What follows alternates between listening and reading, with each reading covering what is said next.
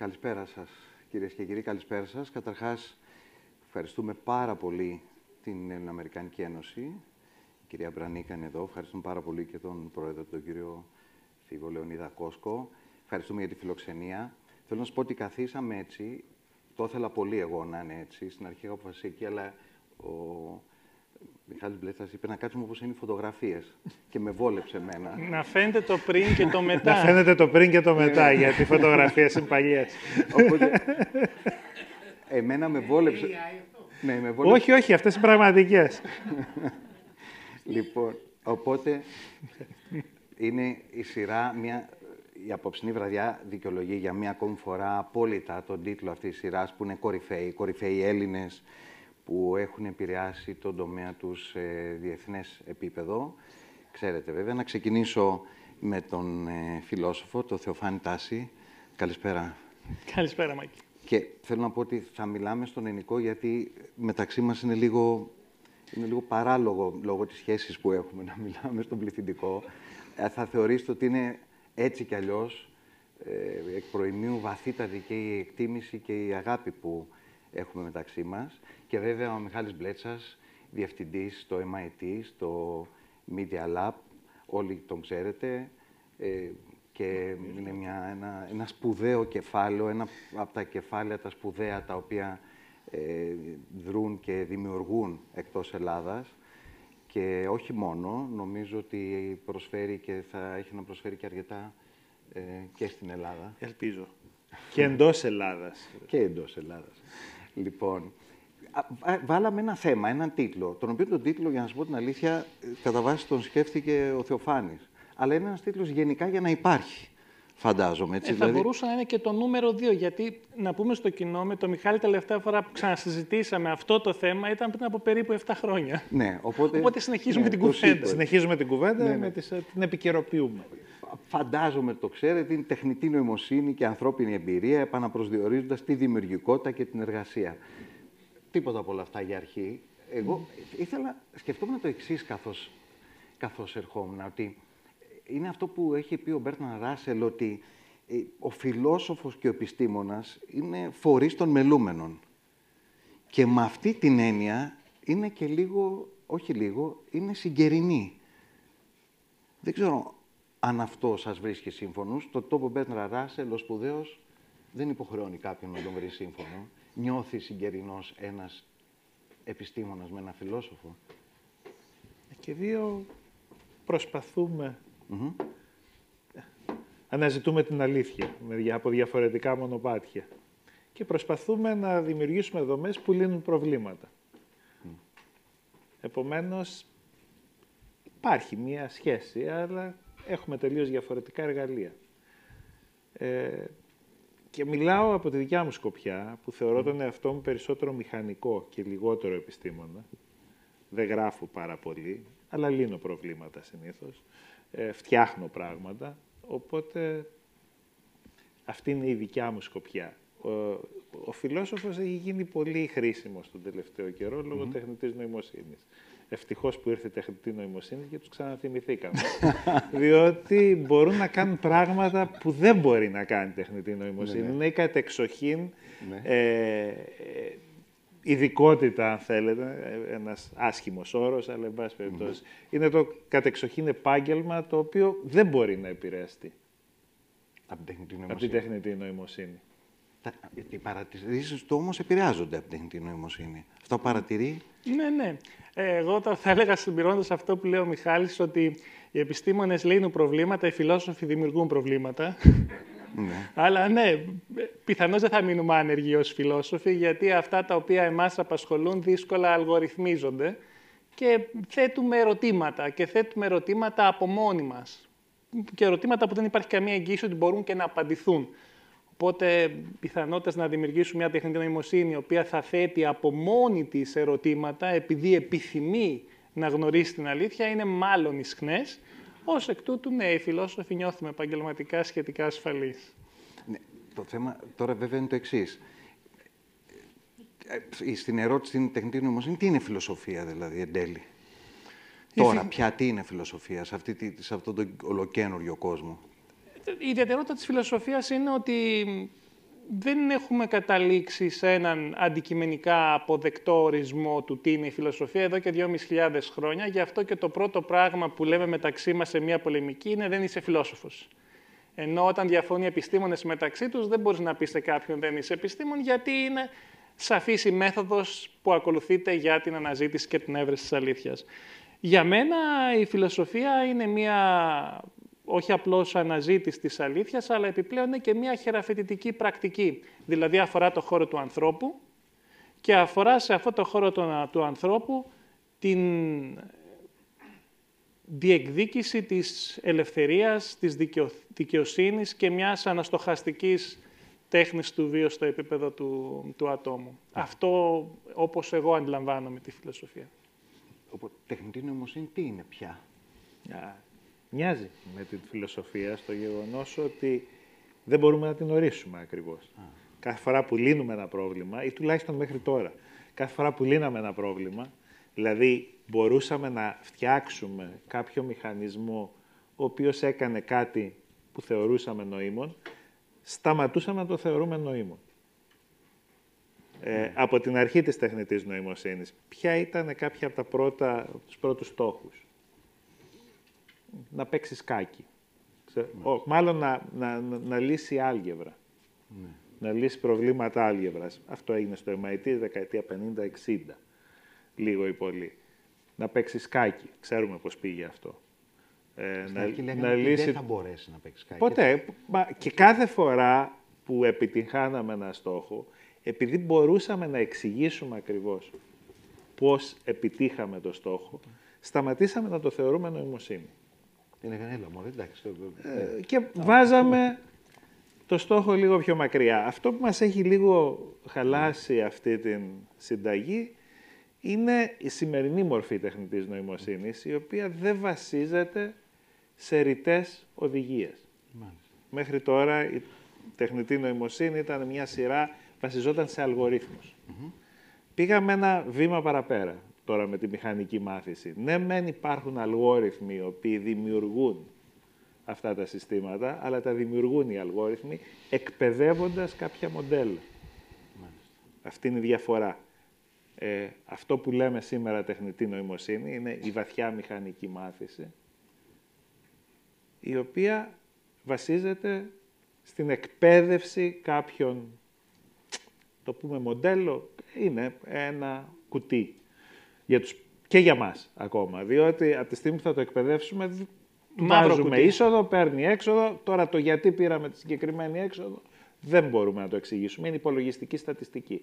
Υπολογίζουμε έτσι ένα μεγάλο πίνακα με συντελεστές, τον ταΐζουμε με δεδομένα, παίρνουμε την έξοδο. Τώρα το γιατί, αυτοί οι πίνακες παρεμπιπτόντως είναι τεράστιοι. Το τελευταίο μοντέλο γλώσσας γλωσσικό έχει 3 εκατομμύριο τέτοιες παραμέτρους μέσα. Γιατί το λέω αυτό? Διότι πλέον αρχίζει να μας έχει εντυπωσιάσει αυτό και βλέπω να αλλάζει η ρητορική. Δηλαδή αυτό αρχίζουμε και το θεωρούμε νοημοσύνη τεχνητή. Κάποιο είδους. Κοιτάτε με διαφορετικό μάτι λίγο. Όχι, ο κόσμος περισσότερο, διότι μέχρι τώρα είχαμε διακριτά βήματα, τώρα έχουμε στατιστική, τεράστια συστήματα στα οποία πολύ γρήγορα, χωρίς να μπορέσουμε να τα εξηγήσουμε, τα κάνουμε όλο και πιο περίπλοκα, βάζουμε κομμάτι πάνω από κομμάτι, επομένως αρχίζουν να αποκτούν μαγικές ιδιότητες. Δεν υπάρχει κάτι μαγικό σε αυτό, αλλά επειδή δεν μπορούμε να το εξηγήσουμε πια, τώρα αρχίζουμε να το θεωρούμε πραγματικά τεχνητή νοημοσύνη. Δεν μπορείτε να το εξηγήσετε πια ή δεν μπορείτε να το εξηγήσετε ακόμα? Δεν μπορούμε να το εξηγήσουμε και θα είναι δύσκολο να εξηγηθεί τελείως. Και είναι κάτι πολύ, μέχρι τώρα, στη δικιά μου ειδικότητα, πάντα τα συστήματα ήταν σε μεγάλο βαθμό δετερμινιστικά. Δηλαδή, ξέραμε, όταν βάλουμε μια συγκεκριμένη είσοδο, μπορούσαμε να ακολουθήσουμε τα βήματα για να προβλέψουμε την έξοδο. Τα σημερινά συστήματα δεν είναι δετερμινιστικά πια. Ένα είναι αυτό. Παράγουν μια έξοδο την οποία δεν ξέρουμε. Επομένως, αυτό μας τρομάζει λίγο. Μας δίνει... Έχει μυαλό αυτό. Επιτέλους, φτάσαμε σε κάποιο σημείο νοημοσύνης. Δεν έχει αλλάξει κάτι όμως ποιοτικά για μένα. Απλά το σύστημα έχει γίνει πολύ πιο περίπλοκο. Το να μπορέσουμε να εξηγήσουμε ή να προβλέψουμε την έξοδό του είναι σημαντικό. Δεν έχει να κάνει με τι του βάζετε μέσα. Δηλαδή υπάρχει περιβόητη φράση που λέει η καφετιέρα είναι ένα μηχάνημα, αν του βάλεις καφέ θα βγάλει καφέ. Αν δεν του βάλεις καφέ δεν θα βγάλει καφέ. Όχι, δεν ξέρουμε ακριβώς τι θα βγάλει, γιατί τα μεγάλα μοντέλα γλώσσας έχουν μάθει τις στατιστικές σχέσεις μεταξύ των λέξεων. Μάλιστα. Εκπαιδευμένα σε οτιδήποτε υπάρχει στο διαδίκτυο. Επομένως, το τι βγάζει το μοντέλο έχει να κάνει και συνήθως για να μπορούν να βγάλουν και κάποια πρωτότυπα πράγματα, να μην βγάλουν μόνο ό,τι έχουν δει, τους βάζουμε και κάποιους συντελεστές στοιχειότητας, μην διαλέξετε την πιο πιθανή λέξη, διαλέξτε τη δεύτερη ή την τρίτη πιο πιθανή. Και αλλάζουμε αυτό το συντελεστή κάθε 3 και λίγο, οπότε μπορούν και δημιουργούν κάτι το οποίο φαίνεται απόλυτα όχι λογικό. Η γλώσσα που παράγουν είναι καλύτερη από τους περισσότερους ανθρώπους πλέον. Ακόμα και στα ελληνικά, δυστυχώς. Στα ελληνικά είναι εύκολο. Ναι, όχι, και στα αγγλικά το ίδιο είναι, μην νομίζετε, αλλά τα μοντέλα αυτά παράγουν γλώσσα καλύτερη από τους ανθρώπους. Αλλά δεν έχει, απαραίτητα δεν βγάζει νόημα αυτό που λένε βαθύ, ή δεν έχει κάποια πρωτοτυπία, ή δεν είναι αληθές. Διότι το σύστημα απλώς ξέρει να βάζει λέξεις τη μία δίπλα από την άλλη. Και αυτό το θεωρούμε νοημοσύνη τώρα. Δεν είναι ακριβώς. Σκέφτεστε καλύτερα που είμαι φιλόσοφος, αυτή είναι η σκέψη τώρα που διατρέχει το μυαλό, φαντάζομαι. Ναι, όχι, απλά... γιατί το βλέμμα ήταν λίγο... δεν ξέρουμε πώς καταλήγουν σε αυτό το οποίο τελικώς εμφανίζουν. Αυτό είναι το ένα το κρατούμενο, που είναι πολύ σημαντικό. Και επίσης αυτό που τελικώς εμφανίζουν ως απάντηση σε ένα ερώτημα δεν έχει κατά ανάγκη σχέση με την πραγματικότητα. Δεν έχει μία αντιστοιχία προς την πραγματικότητα. Δηλαδή, άμα ορίζουμε ως αλήθεια μία αντιστοιχία με την φυσική ή την κοινωνική πραγματικότητα, αυτή η αντιστοιχία εδώ δεν υπάρχει παρά μόνο συμπτωματικά μέσω των συναρτήσεων πιθανότητας που ο Μιχάλης ανέφερε. Δηλαδή, στο ερώτημα τι κάνεις, αν απαντήσει πολύ καλά ευχαριστώ, δεν σημαίνει ότι νιώθει πολύ καλά. Δεν σημαίνει ότι κατανοεί. Σημαίνει ότι αυτός ο συνδυασμός των λέξεων αντιστοιχεί στο συνδυασμό των λέξεων της ερώτησης που του τέθηκε ως δεδομένο. Αλλά το εντυπωσιακό είναι πως αυτές οι απαντήσεις αρχίζουν να μας εκπλήττουν και με την πρωτοτυπία του σιγά-σιγά, Μιχάλη. Δηλαδή φαίνεται ότι αρχίζουν και δημιουργούν. Και δεν είναι μόνο λέξεις, είναι και εικόνες, είναι και βίντεο. Και η συζήτηση πια γίνεται φιλοσοφικά τουλάχιστον πολύ ενδιαφέρουσα, γιατί θα πρέπει να σκεφτούμε τι σημαίνει πια νοημοσύνη. Πώς σχετίζεται νοημοσύνη με το συναίσθημα, πώς σχετίζεται νοημοσύνη με το νόημα. Γενικά νοημοσύνη. Ναι. Και αν εν τέλει πρέπει να σκεφτόμαστε την νοημοσύνη με βάση αυτούς τους όρους που εγώ μόλις ανέφερα, δηλαδή ανθρωποκεντρικά, ή αν θα μπορούμε να σκεφτόμαστε και την νοημοσύνη με έναν τελείως διαφορετικό τρόπο, με άλλα κριτήρια, με άλλους όρους, στην περίπτωση της τεχνητής νοημοσύνης.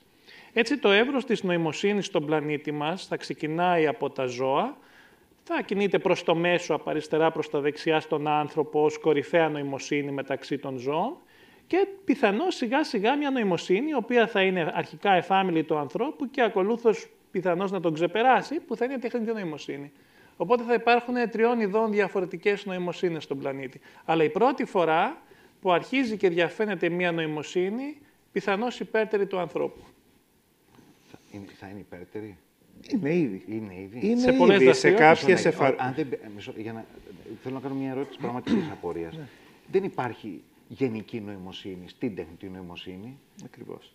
Δεν υπάρχει νοημοσύνη σαν την ανθρώπινη, η οποία ένα από τα βασικά της χαρακτηριστικά είναι ότι μπορεί κάτι που έχει μάθει σε ένα συγκεκριμένο τομέα, σε ένα συγκεκριμένο πλαίσιο, για ένα συγκεκριμένο πρόβλημα, πολύ πολύ εύκολα να το μεταφέρει σε κάποιο άλλο. Συγγνώμη που διακόπτω. Αυτή είναι η έννοια της τεχνητής νοημοσύνης. Της γενικευμένης τεχνητής. Ναι, της γενικευμένης, που ο άνθρωπος την έχει. Δηλαδή, ένα παιδάκι, αν προσπαθήσει να πιάσει το μπουκάλι έτσι, θα καταλάβει στην πορεία ότι πρέπει να κάνει αυτό. Ένα ρομπότ, αν δεν το μάθεις να κάνει αυτό, δεν θα το σκεφτεί. Το λέω πολύ χοντρά, έτσι.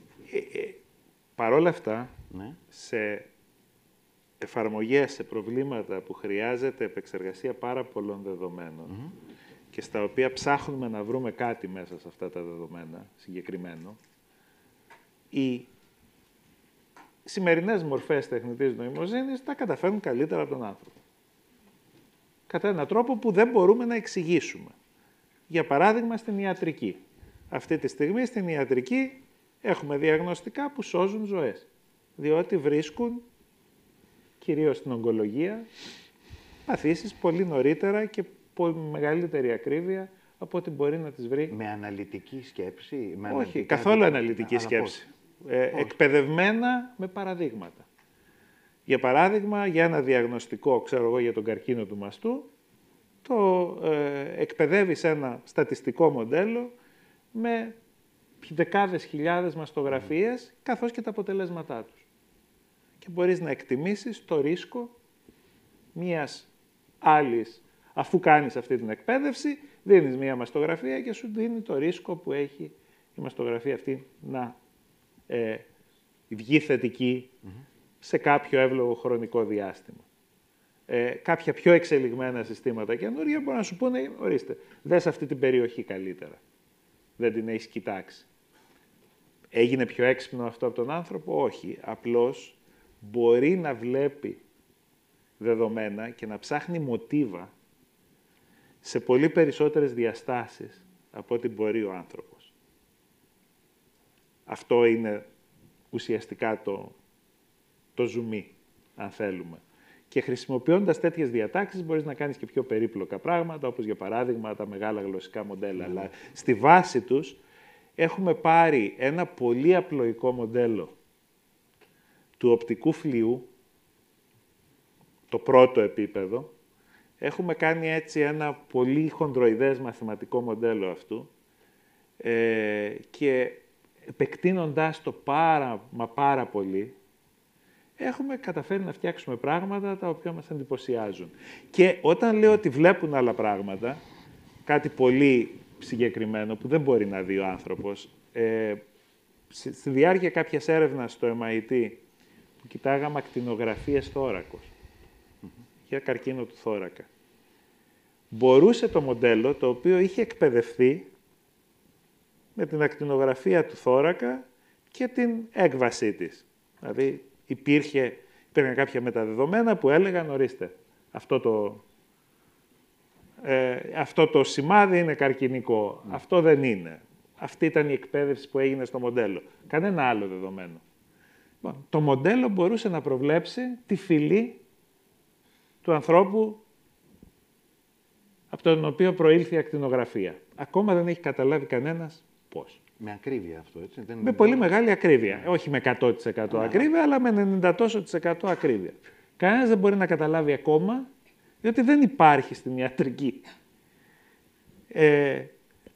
Δεν υπάρχουν κάποιες διαφορές στην ακτινογραφία. Δεν φαίνεται η φυλή από την ακτινογραφία, ό,τι και να κάνεις. Από την ακτινογραφία θώρακα. Παρ' όλα αυτά, το μοντέλο αυτό μπορούσε να βρει τη φυλή. Για να παραμείνουμε ανθρωποκεντρικοί, υπάρχει πιθανότητα, και η ερώτηση είναι καταρχάς σε εσένα Μιχάλη και μετά και στον Θεοφάνη, υπάρχει πιθανότητα κάποια στιγμή οι γιατροί να μην είναι τόσο χρήσιμοι? Καμία απολύτως. Οι γιατροί τώρα έχουν πολύ περισσότερα μέσα επικουρικά στη διάθεσή τους από αυτά που είχαν σε οποιαδήποτε άλλη ανθρώπινη περίοδο.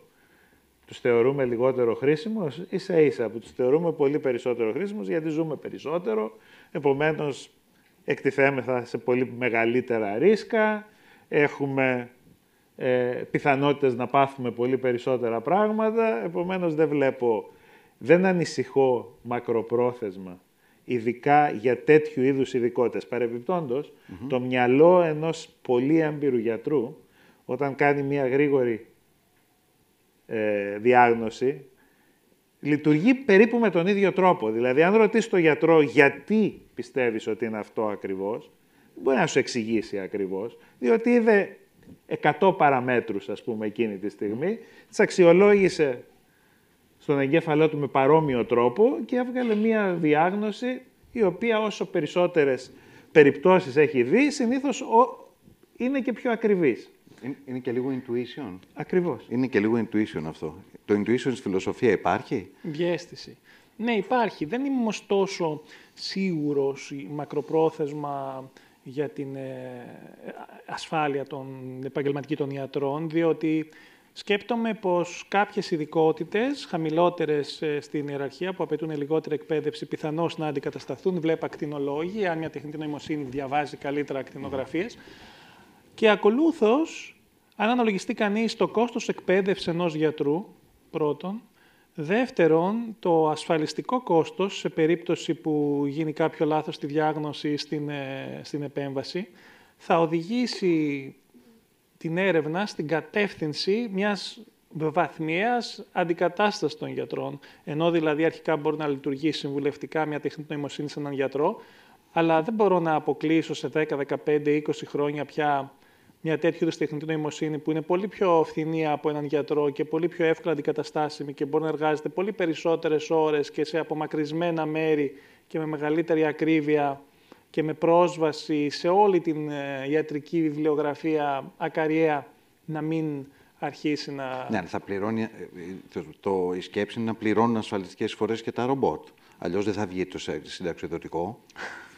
Ναι, αυτό είναι όλη. Είναι κανονική σκέψη, δεν είναι δική μου πρόταση τώρα. Αυτό τώρα είναι ένα ζήτημα. Ποιος θα πληρώνει ασφαλιστικές εισφορές. Θα μπορούσε να πληρώνει η εταιρεία που κατασκεύασε αυτό το ρομπότ. Ο ιδιοκτήτης που το έχει αυτός. Ο χρήστης, ένα μέρος της αμοιβής που πληρώνει ο χρήστης να πηγαίνει σε ασφαλιστική εισφορά. Αλλιώς δεν υπάρχουν συντάξεις, δεν βγαίνει αλλιώς. Μπορούμε να έχουμε καθολικά εγγυημένο εισόδημα και να μην χρειάζονται συντάξεις, να προσφέρεται σε όλους. Ναι, σε μια ιδανική περίπτωση. Σε μια περίπτωση οικονομικά αναγκαία. Οι φιλόσοφοι κινδυνεύουν από τα. Εμάς δεν μας πήραν ούτως ή άλλως. Όχι από τα ασφαλιστικά. Από τα ασφαλιστικά δεν κινδυνεύεται. Όσο κινδυνεύουν όλοι. Το θέμα είναι το εξής: κινδυνεύεται από την τεχνητή νοημοσύνη. Εμείς να εμφανίζεται μια η οποία. Εμείς είμαστε άχρηστοι. Δηλαδή, εδώ η πολυτέλεια του αχρήστου αποδεικνύεται ιδανικός μηχανισμός αυτοπροστασίας. Μου θυμίζει το εξής. Χαριτολογώντας τώρα, νομίζω ο Φέινμαν ήταν στο Αμερικάνικο Κογκρέσο, τον είχαν καλέσει, προσπαθούσε να τους... Ο Ρίτσαρντ Φέινμαν, αμπελίστας φυσικός, προσπαθούσε να τους πείσει να χρηματοδοτήσουν την κατασκευή ενός μεγάλου επιταχυντή στις ΗΠΑ και δεν μπορούσε να τους πολυπείσει και ένας ρεπουμπλικάνος, νομίζω, γερουσιαστής, του είπε «Κύριε Φέινμαν, επιτέλους, τι θα συνεισφέρει αυτό το πράγμα στην άμυνα των ΗΠΑ». Σου λέει, τα χρήματα τα δώσουμε στα όπλα, ωραία. Και το απαντάει ο Φέινμαν, αυτό, αγαπητέ, θα καταστήσει στις ΗΠΑ άξια υπεράσπισης. Έτσι και το φιλοσοφήν. Μπορεί να είναι περιττό, μπορεί και να είναι άχρηστο, αλλά εν τέλει είναι μια δραστηριότητα στην οποία εκφράζεται η ανθρωπινότητά μας και καθιστά τον βίο μας ομορφότερο. Και για μένα αυτό τώρα είναι ένα κεντρικό ερώτημα, ότι θα πρέπει σιγά σιγά να θέσουμε ο καθένας σε ατομικό επίπεδο, αλλά ως και κοινωνίες συνολικά, το ζήτημα ποιες ανθρώπινες δραστηριότητες θα αναθέσουμε στην τεχνητή νοημοσύνη και τελικά θα εκχωρήσουμε σε αυτή και ποιες θα επιδιώξουμε να διατηρήσουμε για εμάς τους ίδιους επειδή διαθέτουν εγγενή αυταξία. Για παράδειγμα, ανέφερα τώρα τον επιταχυντή σωματιδίων. Μια τεχνητή νοημοσύνη μπορεί να καταγράφει όλες τις συγκρούσεις των στοιχειωδών σωματιδίων στο ΣΕΡΝ στη Γενέβη και να επεξεργάζεται ταχύτατα όλων αυτών των ογκοδεδομένων που εμάς μας παίρνει μια δεκαετία περίπου και τη συνεργασία δεκάδων χιλιάδων επιστημόνων και τελικά έχουμε κάθε φορά και πρόβλημα στα επιστημονικά άρθρα να μπουν τα ονόματα, γιατί τα ονόματα από μόνα τους είναι τριστόμοι. Οπότε μια τεχνητή νοημοσύνη θα μπορούσε να επεξεργαστεί, να αναλύσει αυτά τα δεδομένα και να εξάγει κάποια συμπεράσματα, να κάνει τελικά επιστημονική έρευνα. Θα είχε αυτό ενδιαφέρον για μας ανθρωπότητα, να διεξάγεται πια η επιστημονική έρευνα από μια τεχνητή νοημοσύνη και όχι από εμάς τους ίδιους.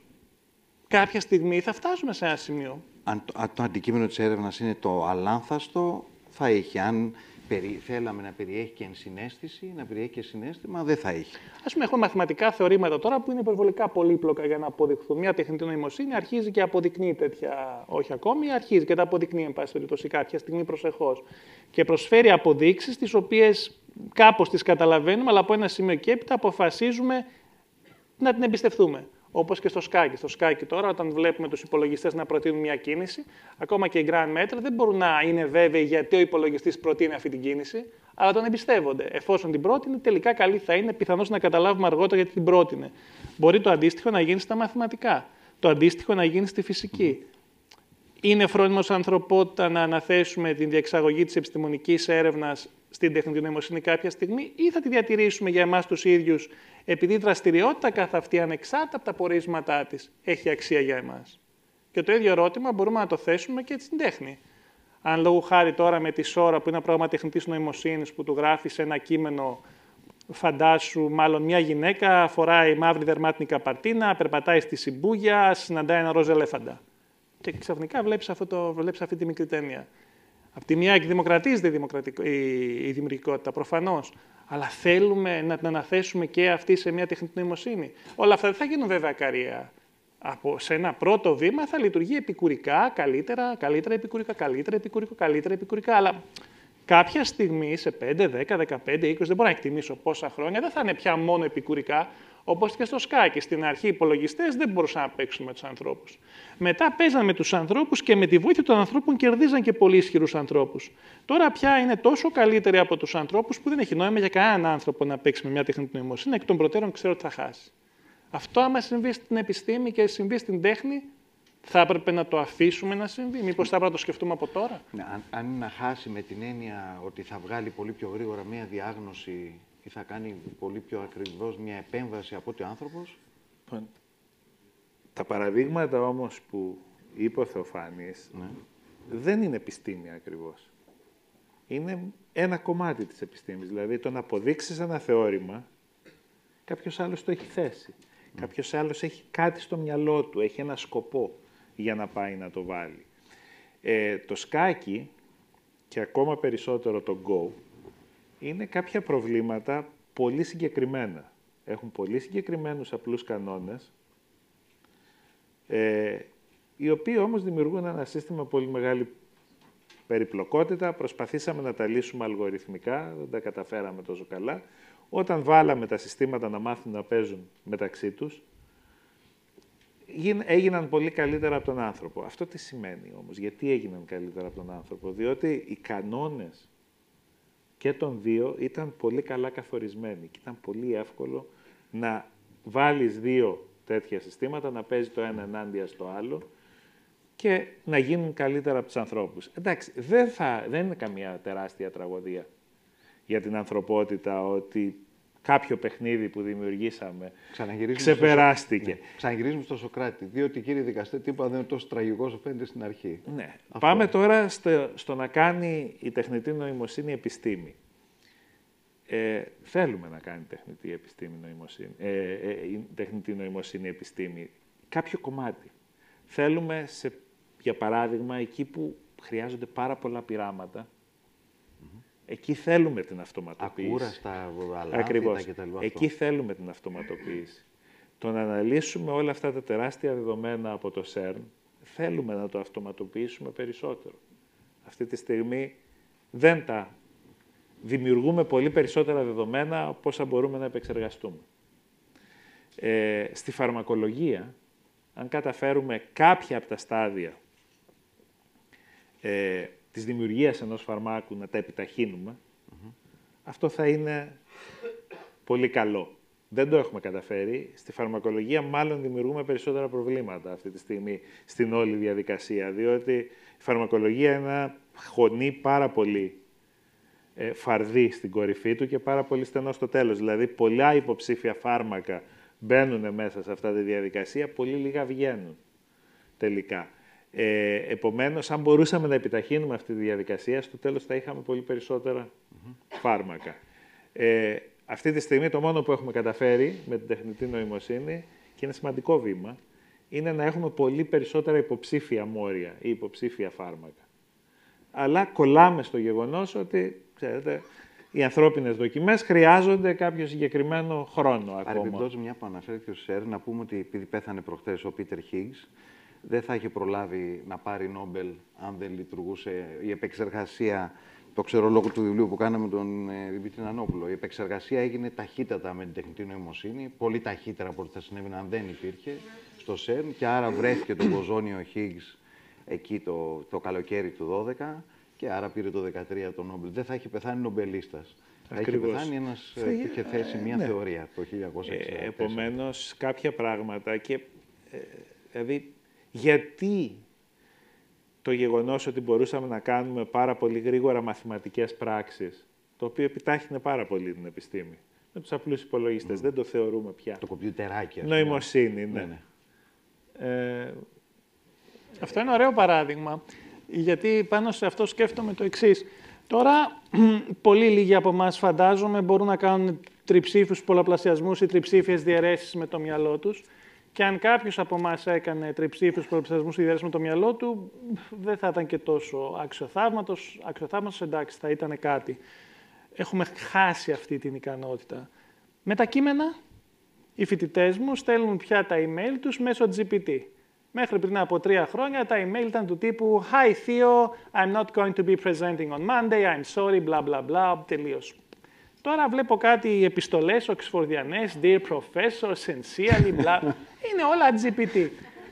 Λοιπόν, ποιος ο λόγος να σκεφτόμαστε να γράψουμε? Απλά λέμε «Write an email», γράψε μια επιστολή στον καθηγητή μου, γράψε μια επιστολή στον διευθυντή, γράψε ένα κείμενο ανάρτηση για το Facebook.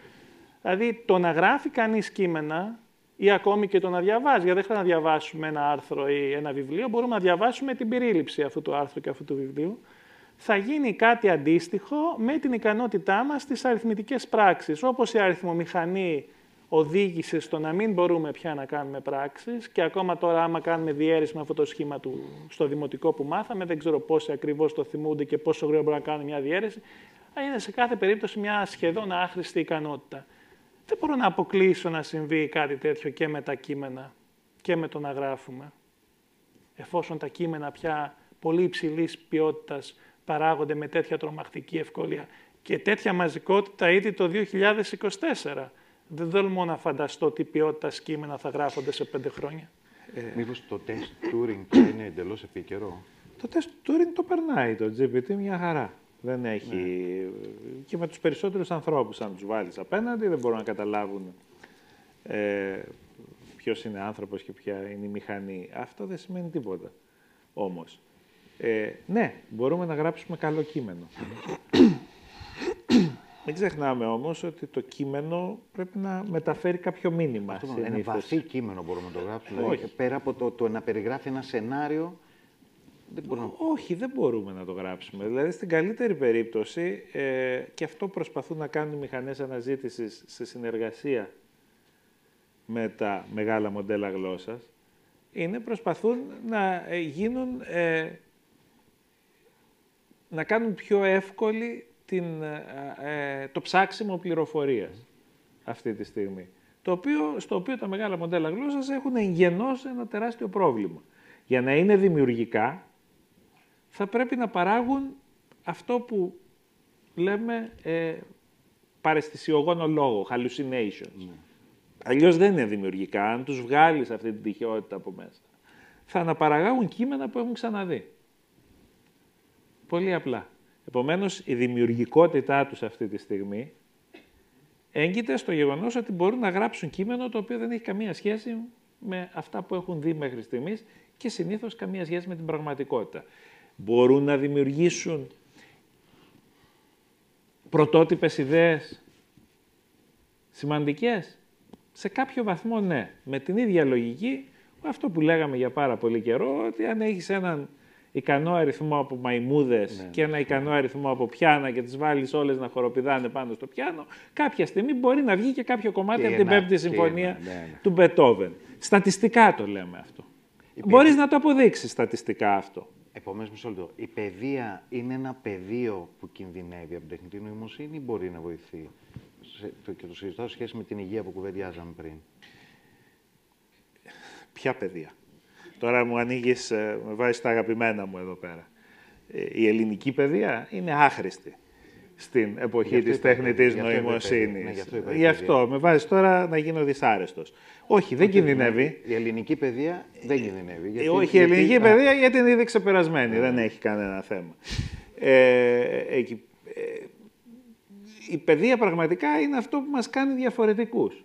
Δηλαδή πρέπει να δώσει έμφαση σε αυτά που μας κάνουν διαφορετικούς από τις μηχανές. Άτομο και όχι στην... Δηλαδή... Όχι, σε ποια είναι τα χαρακτηριστικά του ανθρώπου, τα οποία είναι τελείως διαφορετικά από τις μηχανές. Έχουμε πάθει δεν χρειαζόμαστε να αποστηθίζουμε τεράστιους όγκους πληροφορίας. Δεν λέω τώρα ότι ο γιατρός δεν θα αποστηθεί στη φυσιολογία. Ναι, θα την αποστηθήσει αναγκαστικά. Αλλά ο περισσότερος κόσμος δεν χρειάζεται να αποστηθίζει τόσα πράγματα όσο μας βάζει το σχολείο να αποστηθίζουμε. Εκείνο που πρέπει να μπορούμε να κάνουμε είναι να μπορούμε να αξιολογήσουμε την έξοδο των μηχανών. Τι είναι πραγματικό, τι δεν είναι, τι είναι χρήσιμο, τι δεν είναι. Εμένα το ανησυχητικό είναι σε αυτό που ανέφερε νωρίτερα ο Μιχάλης για τη δημιουργικότητα, ότι μια τεχνητή νοημοσύνη θα μπορούσε να γράψει ένα ποίημα με τον τρόπο του Καβάφη και ένας μέτριος ποιητής να μιμηθεί τον Καβάφη, να γράψει επίσης ένα τέτοιο ποίημα και να μην είμαστε σε θέση να ξεχωρίσουμε ποιο έγραψε η τεχνητή νοημοσύνη και ποιο έγραψε ο μέτριος ποιητής. Μια παρένθεση. Όμως, με δεδομένο ότι προϋπήρξε ο Καβάφης, μια τεχνητή νοημοσύνη δεν μπορεί να δημιουργήσει έναν καινούριο Καβάφη. Και οι ποιητές που σε γράφουν... εισαγωγικά. Θέλω να πω ότι ο Καβάφης προϋπήρξε και άρα θα τον αντιγράψει σε ένα ποσοστό. Και ο κάθε ποιητής είναι εντός μιας παράδοσης. Όλοι οι ποιητές έχουν διαβάσει Καβάφη, Σεφέρη, Ελίτη, Ρίτσο. Κανείς δεν γράφει στο μηδέν. Έτσι δεν είναι. Ναι, Εν τέλει, δηλαδή, για να γίνω προκλητικός, η διαφορά σε τι ακριβώς έγκυται. Λέμε ότι μια τεχνητή νοημοσύνη απλώς ανασυνθέτει, συνδυάζει, χρησιμοποιώντας συναρτήσεις πιθανότητας και παράγει κάτι. Ένας ποιητής, χωρίς συναρτήσεις πιθανότητες, επίσης με τα διαβάσματά του, συνδυάζει διάφορα πράγματα και τελικώς επίσης παράγει κάτι. Και με το χαρακτήρα του. Έχει χαρακτήρα η τεχνητή νοημοσύνη. Άρα τώρα αρχίζουμε και συζητούμε όμως σιγά σιγά, γιατί προσπαθούμε να δούμε ποια είναι η διαφορά του ενός από το άλλο. Μπορεί να πεις ότι στην περίπτωση του ποιητή έχουμε χαρακτήρα, έχουμε ασυνείδητο, έχουμε βιογραφία, έχουμε σωματικότητα. Να όμως που τελικά αυτά τα δύο ποίηματα, της ασώματης τεχνητής νοημοσύνης με συναρτήσεις πιθανότητας και το ποίημα αντιγραφή μέτριου Καβάφη από τον ποιητή, δεν διαχωρίζονται μεταξύ τους. Οπότε τελικά έχουν σημασία αυτά. Έχουν. Γιατί ο ποιητής διάβασε λίγα ποίηματα. Η τεχνητή νοημοσύνη διάβασε όλη την ανθρώπινη γλώσσα για να μπορεί να το κάνει αυτό και κάπου την έχουν βοηθήσει επίσης να του πούν αυτό είναι το στυλ του Καβάφη, αυτό είναι το στυλ του Σέξπιρ και πάει λέγοντας. Σε πάω πολύ πιο πίσω. Ένα παιδάκι, 1,5 έτους. Θέλεις να το μάθεις να ξεχωρίζει τι είναι η γάτα. Θα του δείξεις 1-2 γάτες. Το ImageNet ή ένα σύστημα που πάει να τρέξει αυτό. Πρέπει να δει χιλιάδες και δεκάδες χιλιάδες και εκατοντάδες χιλιάδες για να μπορέσει να φτάσει στο επίπεδο του ανθρώπου. Γιατί το λέω αυτό? Υπάρχουν και φυσικές φυσικοί περιορισμοί αυτή τη στιγμή στην τεχνητή νοημοσύνη. Πάρα πολύ ισχυροί. Δηλαδή αυτό το πράγμα που είναι ανάμεσα στα αυτιά μας, που είναι ίσως ο πιο περίπλοκος μηχανισμός που ξέρουμε αυτή τη στιγμή, με πολύ μεγάλη πολυπλοκότητα, καταναλώνει 20 W.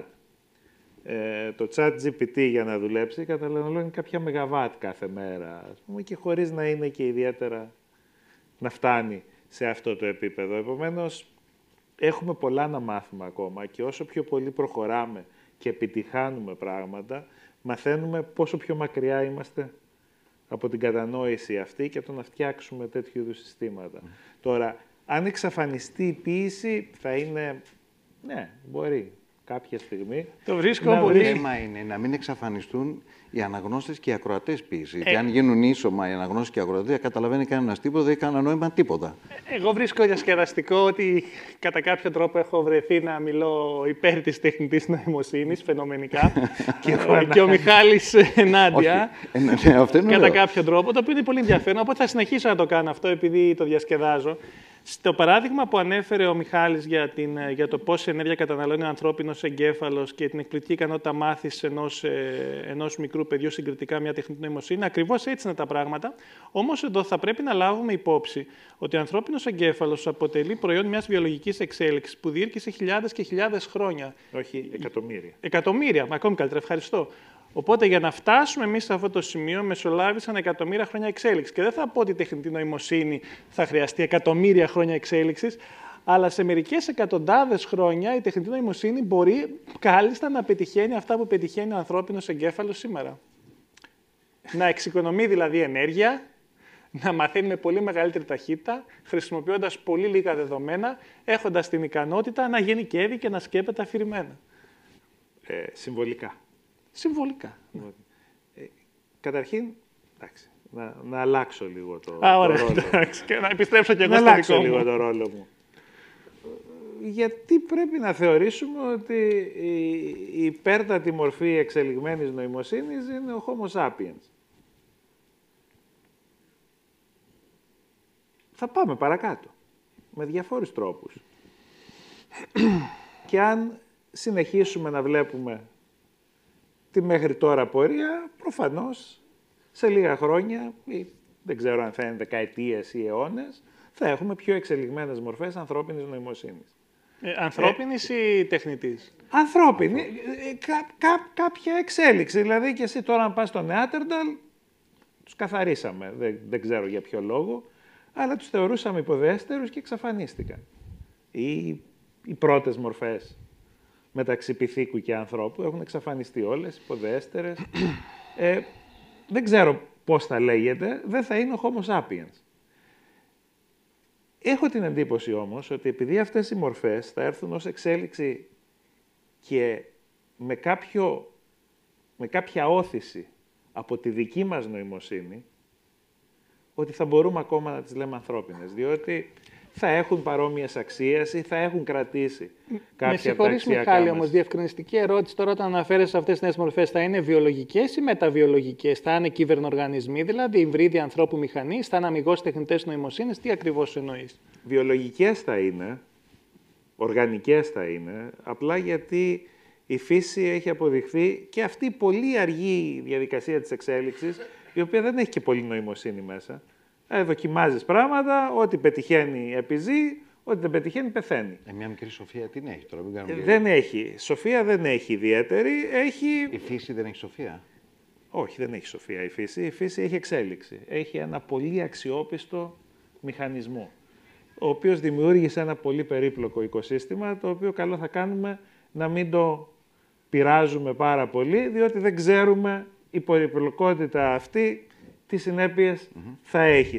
Οι επεμβάσεις μας, τι συνέπειες θα έχουν. Αυτό έχουμε καταλάβει. Ότι ακόμα και σήμερα δεν έχουμε καταλάβει όλες τις συνέπειες των επεμβάσεών μας. Αλλά, εκτός αν πιστεύεις ότι κάποιος το δημιούργησε αυτό, δεν βλέπω... Στη σοφία δεν έβαλα έναν κύριο με άσπρα γένια. Έβαλα το ότι αν ένα σύστημα... Έβαλα... Ναι, δεν είμαι θρησκευόμενος, λυπάμαι, αλλά στο χαλάω. Αλλά το θέμα είναι το εξής, ότι έβαλα το ότι αν ένα σύστημα είναι αξιόπιστο διαρκώς και παράγει όλο αυτό στο οποίο βρισκόμαστε εμείς, έχει ενωσίδη σοφία. Δεν λέω ότι έχει μια υπέρτατη σοφία. Πήρε δισεκατομμύρια χρόνια. Και όντως βλέπουμε ότι τελικά η σοφία και η νοημοσύνη είναι μια αναδυόμενη ιδιότητα μέσα από ένα πάρα πολύ περίπλοκο σύστημα. Και γι' αυτό και μας εντυπωσιάζει, καλώς κάνει και μας εντυπωσιάζει, μας εντυπωσιάζουν τα σημερινά μεγάλα γλωσσικά μοντέλα, αλλά ακόμα είναι πάρα πολύ απλά και πολύ περιορισμένα. Μισό λεπτό. Γιατί εδώ έχουμε έναν φιλόσοφο που σημαίνει έναν φίλο της σοφίας. Ναι. Το συμπάθειο δηλαδή. Όχι της φύσης, έχουμε ένα θέμα. Όχι της φύσης. Αλλά συγγνώμη, για να επιστρέψω και εγώ τώρα στο δικό μου ρόλο. Εγώ αντιθέτως σε αυτό που ονομάζω ψηφιακό ανθρωπισμό, προσπαθώ να υπερασπιστώ την ανθρωπινότητα και τη συνέχεια της ανθρωπότητας με την παρούσα μορφή τους. Δεν θα ήθελα να τις χάσουμε και θα ήθελα να τις υπερασπιστώ τόσο απέναντι σε μια γενική τεχνητή νοημοσύνη, περιφή τεχνητή νοημοσύνη, όσο και σε εγχειρήματα ανθρώπινης αναβάθμισης. Για μένα το ιδεώδες θα ήταν, ας πούμε, αν έχει το Star Trek, έτσι δεν είναι? Στο Star Trek, που διαδραματίζεται 6-7 αιώνες αργότερα από εμάς, οι άνθρωποι εξακολουθούν και είναι Homo sapiens, είναι σαν εμάς. Υπάρχουν τεχνητές νοημοσύνες, υπάρχει δυνατότητα ανθρώπινης αναβάθμισης, αλλά παρόλα αυτά οι άνθρωποι εξακολουθούν και παραμένουν όπως είμαστε εμείς. Εγώ λοιπόν θα ήθελα, και αυτό μπορεί να είναι εγωιστικό, να παραμείνουμε Homo sapiens. Να παραμείνουμε όπως είμαστε σήμερα. Γιατί να παραμείνουμε? Δηλαδή η αντιτακτότητα του αντίχειρα που μας έφερε μέχρι εδώ μπορεί να φέρει έναν εγκέφαλο, ο οποίος να μην χρειάζεται καν. Χρειάζεται ένα χέρι χωρίς καν δάχτυλα. Που σημαίνει να φέρει και άλλου είδους εγκέφαλο. Δηλαδή το λέω για τους ανθρώπους εδώ, αυτό ήταν όλο που έκανε την χαόδη διαφορά και δεν πιάνουμε έτσι. για να κάνουμε τις λεπτομερείς δουλειές. Αυτό μπορεί κάποια στιγμή να μην έχουμε αυτά τα χέρια. Ας το διατυπώσω. Και τα χέρια μας καθυστερούν, δεν μας καθυστερούν αυτή τη στιγμή όπως είναι ο εγκέφαλος. Το διατυπώσω με μεγαλύτερη σαφήνεια. Υπάρχει ένα ρεύμα που λέγεται τεχνολογικός μετανθρωπισμός, το οποίο υποστηρίζει ότι ο προορισμός του ανθρωπίνου είδους είναι να δημιουργήσει μια μεταβιολογική οντότητα, μια υπερευφή τεχνητή νοημοσύνη, η οποία θα μας ξεπερνά σε αδιανόητο βαθμό και η οποία με τη σειρά της θα απικήσει το σύμπαν. Δηλαδή, δική μας αποστολή ως είδους θα έχει ολοκληρωθεί όταν δημιουργηθεί αυτή η ετερότητα. Αυτό είναι ένα ρεύμα. Μετά υπάρχει ένα δεύτερο ρεύμα που λέγεται υπερανθρωπισμός, οι οποίοι πρεσβεύουν ότι θα πρέπει οι ίδιοι άνθρωποι να οδηγηθούμε στη θέωση, παρεμβαίνοντας στη βιολογία μας με την χρήση της τεχνικής. Και μάλιστα οι υπερανθρωπιστές μισούν τους μετανθρωπιστές. Ο Χαράρι, λόγω χάρη ο Elon Musk που είναι υπερανθρωπιστές,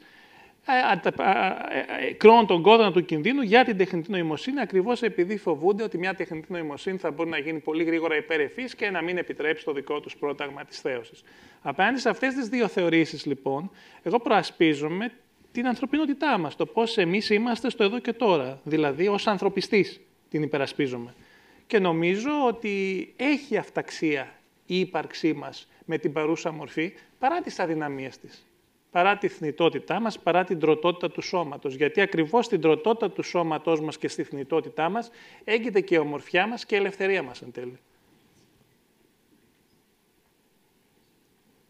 Αν αυτό ήταν απόλυτα αληθές, δεν θα έπρεπε να έχουμε κάνει όλες αυτές τις προσπάθειες που έχουμε κάνει, οι οποίες μας κάνουν να ζούμε πολύ περισσότερο, να επεμβαίνουμε γύρω μας.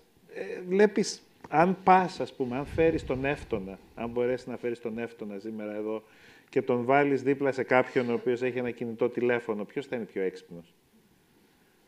Το μήλο. Επομένως, η νοημοσύνη μας έτσι κι αλλιώς έχει εξελιχθεί τα τελευταία χρόνια. Είμαστε πιο έξυπνοι από τους προκατόχους μας. Πιο έξυπνοι και πιο πληροφορημένοι, μέσα από πληροφορία. Ναι, έχουμε περισσότερες δυνατότητες. Το μυαλό μας επιτρέπει να κάνουμε περισσότερα πράγματα από ό,τι έκαναν οι άνθρωποι 200 χρόνια πριν. Το 65% των επαγγελμάτων σήμερα δεν υπήρχε 100 χρόνια πριν. Αλλάζουμε αρκετά. Θα σταματήσουμε. Έχουμε επίσης εξελιχθεί αρκετά τα τελευταία χρόνια. Και οι ίδιοι. Με τη διαδικασία της εξέλιξης, έχοντας βγάλει ένα σωρό περιορισμούς που είχαμε παλιότερα. Μην ξεχνάμε ότι η επάρκεια τροφής, η οποία μας δημιουργεί ένα σωρό θέματα, είναι ενάντια στο πώς είμαστε σχεδιασμένοι αυτή τη στιγμή. Είχαμε μάθει ότι δεν θα τρώμε κάθε μέρα και έπρεπε να φάμε όσο γίνεται περισσότερο. Έτσι λέω στον εαυτό μου τουλάχιστον. Έχουμε ήδη ξεπεράσει την εξέλιξη σε πάρα πολλά πράγματα. Σπούδασες οδοντιατρική, οι συνάδελφοί σου έχουν μια μανία να σου βγάζουν τους φρονιμίτες. Γιατί δεν χρειάζονται πια. Έχουμε ξεπεράσει ήδη την εξέλιξη σε πάρα πολλά θέματα. Στη βιολογία μας. Και το έχουμε κάνει εξαιτίας των επεμβάσεών μας. Αυτό που γίνεται με την τεχνητή νοημοσύνη σήμερα είναι, θέλω να πιστεύω, ότι θα είναι άλλο ένα εργαλείο που θα βάλουμε στη φαρέτρα μας. Αυτό είναι το καλό σενάριο για μένα. Τα σενάρια υπερανθρωπισμού και μετανθρωπισμού είναι πολύ μακριά προς το παρόν. Είναι μια ωραία φιλοσοφική συζήτηση, γι' αυτό την κάνουμε με το Θεοφάνη, αλλά δεν θα μας επηρεάσουν για αρκετά χρόνια ακόμα. Είναι μια θεωρητική συζήτηση. Είναι μια συζήτηση που για μένα αρχίζει να φτάνει, όχι από τους φιλόσοφους, από τους άλλους δύο κυρίως, στα όρια της επικινδυνότητας, γιατί πετάει την μπάλα στην κερκίδα και χάνουμε την ουσία και τα προβλήματα που πρέπει να λύσουμε τώρα. Για την τεχνητή νοημοσύνη, εκείνο που θέλω να πω και εκείνο που λέω συνέχεια είναι ότι τις αρνητικές επιδράσεις της τις ζούμε ήδη στο πετσί μας.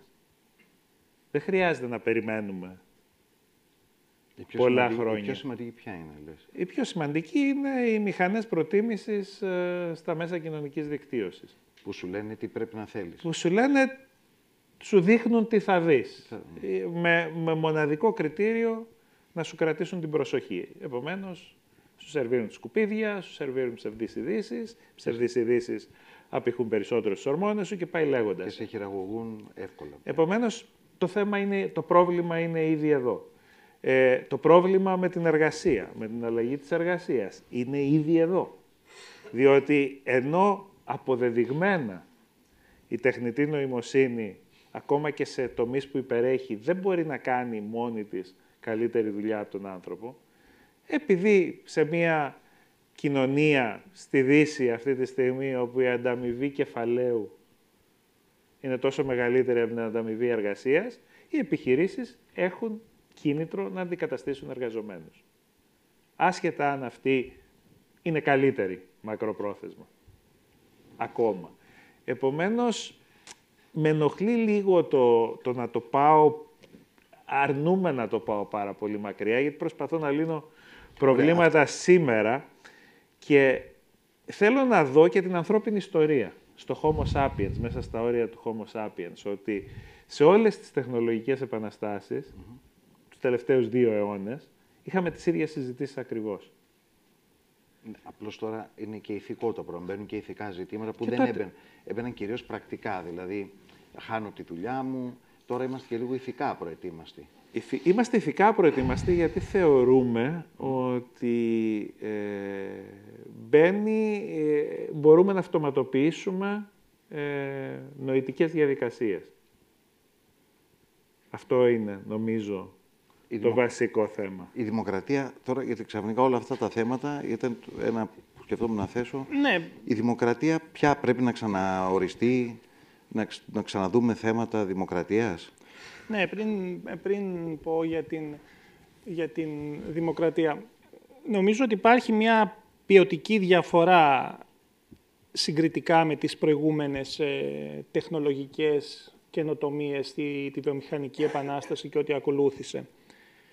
Και η διαφορά είναι ότι αυτή τη φορά όντως μοιάζει να αναθέτουμε σε μηχανές, αλλά ακόμη και αν δεν το έχουμε καταφέρει, σίγουρα το επιθυμούμε, διανοητικές δραστηριότητες. Ενώ μέχρι τώρα, με εξαίρεση την αριθμομηχανή, κάνανε κυρίως χειρονακτικές δραστηριότητες. Υπήρξε μια εξέλιξη μέχρι σήμερα, αλλά αυτό που τίθεται τώρα είναι αν θα πρέπει να τεθούν όρια στην επιστημονική έρευνα και ακολούθως αν θα πρέπει να τεθούν όρια στις τεχνολογικές εφαρμογές. Στην επιστημονική έρευνα, γιατί όρια? Αυτό είναι τρομακτικό και το λέω και ως φυσικός και με πόνο ψυχής. Ο συλλογισμός είναι ο ακόλουθος. Ενώ μέχρι σήμερα οι περιορισμοί επιβλήθησαν π.χ. στην ανάπτυξη βιολογικών όπλων, πυρηνικών όπλων, ανθρώπινης κλωνοποίησης και ούτω καθεξής, σήμερα βρισκόμαστε σε ένα σημείο που η περαιτέρω επιστημονική έρευνα στην τεχνητή νοημοσύνη ή στην ανθρώπινη αναβάθμιση θα μπορούσε να θέσει κάποια στιγμή σε κίνδυνο την ανθρωπότητα στο σύνολό της.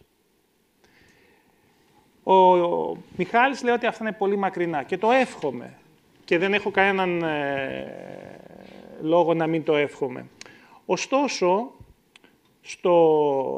η υπερηφής τεχνητή νοημοσύνη του Bostrom, που κυκλοφόρησε το 2013, το βιβλίο ξεκινάει με μια έρευνα, με μια δημοσκόπηση στους επιστήμονες της πληροφορικής για το πόσο πιθανό βλέπουν τη δημιουργία μιας τεχνητής νοημοσύνης που θα έκανε πράγματα που κάνει σήμερα το GPT.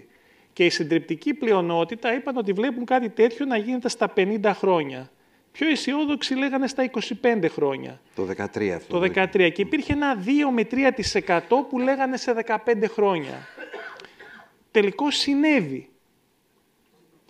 Όσον αφορά την ανθρώπινη αναβάθμιση, ο Elon Musk ήδη έχει εμφυτεύσει το πρώτο εγκεφαλικό εμφύτευμα και έχει δηλώσει ως στόχο του ρητά να μην το χρησιμοποιεί μόνο για θεραπευτικούς σκοπούς, αλλά για την καλύτερη αλληλεπίδραση με τους υπολογιστές και ενδεχομένως και για τη μεταφόρτωση της συνείδησης. Δεν εξετάζω εδώ την επιστημονικότητα αυτού του ισχυρισμού και το πόσο πιθανό είναι. Πιθανώς είναι παραεπιστημονικό, πιθανώς είναι πάρα πολύ μακρινό. Αλλά δεν μπορούμε να είμαστε σίγουροι πρώτον και βρισκόμαστε σε ένα σημείο που πραγματικά πρέπει να αναρωτηθούμε μέχρι ποιου σημείου επιθυμούμε να ερευνήσουμε. Πολύ σωστά είπε ο Μιχάλης ότι τώρα είμαστε ευφιέστεροι. Θα δεχθώ. Είμαστε ευφιέστεροι σε πολλά. Είμαστε όμως ευτυχέστεροι από ότι οι Αθηναίοι του 5ου αιώνα.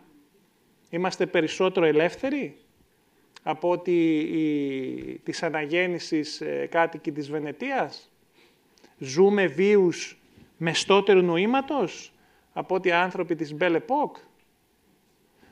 Δεν ισχυρίζομαι ότι σε προηγούμενες ιστορικές περιόδους οι άνθρωποι υπήρξαν ευτυχισμένοι και που δεν εξορίζω το παρελθόν και μακριά από μένα οποιαδήποτε προσπάθεια να αρνηθώ τα τεχνικά επιτεύγματα. Δηλαδή το να γυρίσει κάποιος αναγέννηση και να μην υπάρχει οδοντίατρος είναι απόλυτη φρίκη. Αλίμονο. Εν τούτης όμως η ανθρώπινη συνθήκη, παρά το γεγονός ότι έχει βελτιωθεί για τους περισσότερους κατοίκους του πλανήτη όσον αφορά το βιωτικό επίπεδο, εξακολουθεί και παραμένει τραγική.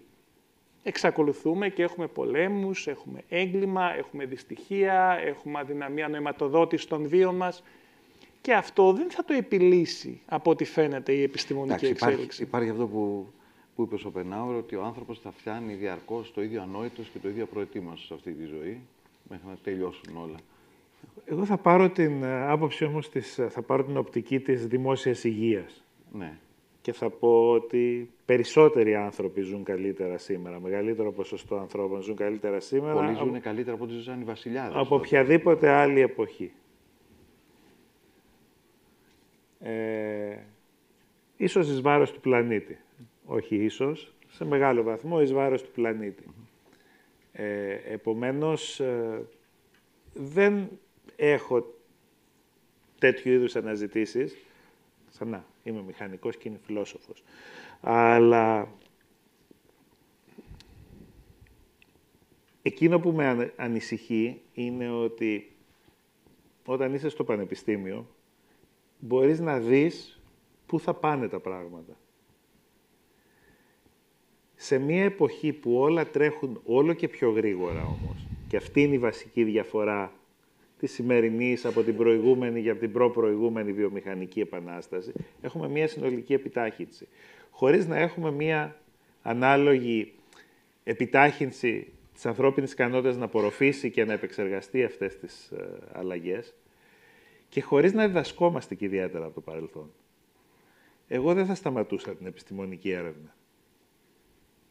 Αλλά θα προσπαθούσα να διδαχθώ από τις προηγούμενες επαναστάσεις ποιες ήταν αυτές οι αλλαγές, οι πολιτικές, οι οποίες έκαναν τα ωφέλη αυτών των επαναστάσεων να διαχυθούν όλο και πιο γρήγορα σε μεγαλύτερο ποσοστό του πληθυσμού. Ο φιλελευθερισμός, συγγνώμη, δηλαδή δεν υπάρχει. Ναι, υπάρχουν πολλά. Υπάρχουν πολλές. Αυτή τη στιγμή η τεχνητή νοημοσύνη ωφελεί ένα πολύ μικρό ποσοστό ανθρώπων στον κόσμο. Λίγοι άνθρωποι έχουν δει τα αποτελέσματα στην τσέπη τους. Καλά, και κάποιοι τα βλέπουν με πολύ μεγαλύτερο βαθμό. Η ωφέλεια δεν είναι μόνο οικονομική. Ναι, αλλά σε τελική ανάλυση, ξέρεις, η οικονομία είναι αυτή που καθορίζει τα πάντα. Άρα, δηλαδή... να επαναφέρω το ερώτημα της... Έχεις να παρατηρήσεις κάτι σε αυτό? Ναι, το τελευταίο σχόλιο είναι ότι θα οριοθετούσα την επιστημονική έρευνα σε δύο συγκεκριμένους τομείς. Πρώτον, θα έλεγα να μην επιτρέπεται επιστημονική έρευνα στην κατεύθυνση της ανθρώπινης αναβάθμισης, δηλαδή παρέμβαση στο ανθρώπινο σώμα που να υπερβαίνει την διατήρηση ή την αποκατάσταση της υγείας. Και δεύτερον, θα οριοθετούσα την επιστημονική έρευνα στην κατεύθυνση δημιουργίας μιας υπερευφυούς τεχνητής νοημοσύνης. Συγγνώμη, οι 3D printers να φτιάχνουν δηλαδή όργανα για ανταμόσχευση. Αυτό είναι εντάξει, είναι διατήρηση αποκατάσταση της υγείας. Αλλά αν μου λες τώρα να χρησιμοποιήσω ένα εγκεφαλικό εμφύτευμα που θα μου επιτρέπει να βελτιώσω την μνήμη μου Γιατί όχι. Γιατί όχι. Γιατί αυτό υπερβαίνει τις βιολογικές μας ικανότητες. Δεν είναι πια... Αυτές που έχουμε τώρα. Αυτές που έχουμε τώρα. Ναι, γιατί και εμείς έχουμε υπερβεί τις βιολογικές ικανότητες κάποιων πριν από 200 χρόνια. Όχι, και ίδιες είναι. Της μνήμης. Ίδιες Με δεν έχει αλλάξει κάτι. Και το προσδόκιμο ζωής το ίδιο είναι. Απλώς στην αρχαιότητα δεν ζούσαν τόσοι πολλοί άνθρωποι, ζούσαν λίγοι άνθρωποι μέχρι τα 90 και μέχρι τα 100. Κάποιοι ζούσαν. Δεν έχει υπάρξει δηλαδή κάποιος που να έχει ζήσει 250 χρόνια. Τα βιολογικά μας όρια είναι αυτά που αλλά είναι. η γενιά των 100 που υπάρχει το βιβλίο πια είναι εδώ. Δηλαδή κάποιος σήμερα πρέπει να έχει πατημένα τα 90 για να πεις είναι πλήρης ημερών. Παλιότερα ήταν 70. Φυσικά. Ακόμη και αν καταφέρουμε σήμερα το 90% του πληθυσμού να φτάσουμε μέχρι τα 100, αυτό δεν σημαίνει ότι ξεπερνούμε τα βιολογικά μας όρια. Ο άνθρωπος ως είδος μπορεί να φτάσει, το μέγιστο καταγεγραμμένο νομίζω είναι τα 122, μπορεί να φτάσει μέχρι εκεί. Άμα καταφέρουμε και ζούμε όλοι μέχρι εκεί, είμαστε πάλι εντός των ορίων της βιολογίας μας. Αν όμως αρχίσουμε και ζούμε 150, 200 και 250 χρόνια, τότε πια ξεπερνούμε τη βιολογία μας. Αυτό που λέω εγώ είναι θα πρέπει να παραμείνουμε στα όρια της ανθρώπινης φύσης και να μην προσπαθούμε να υπερβούμε τα βιολογικά μας όρια.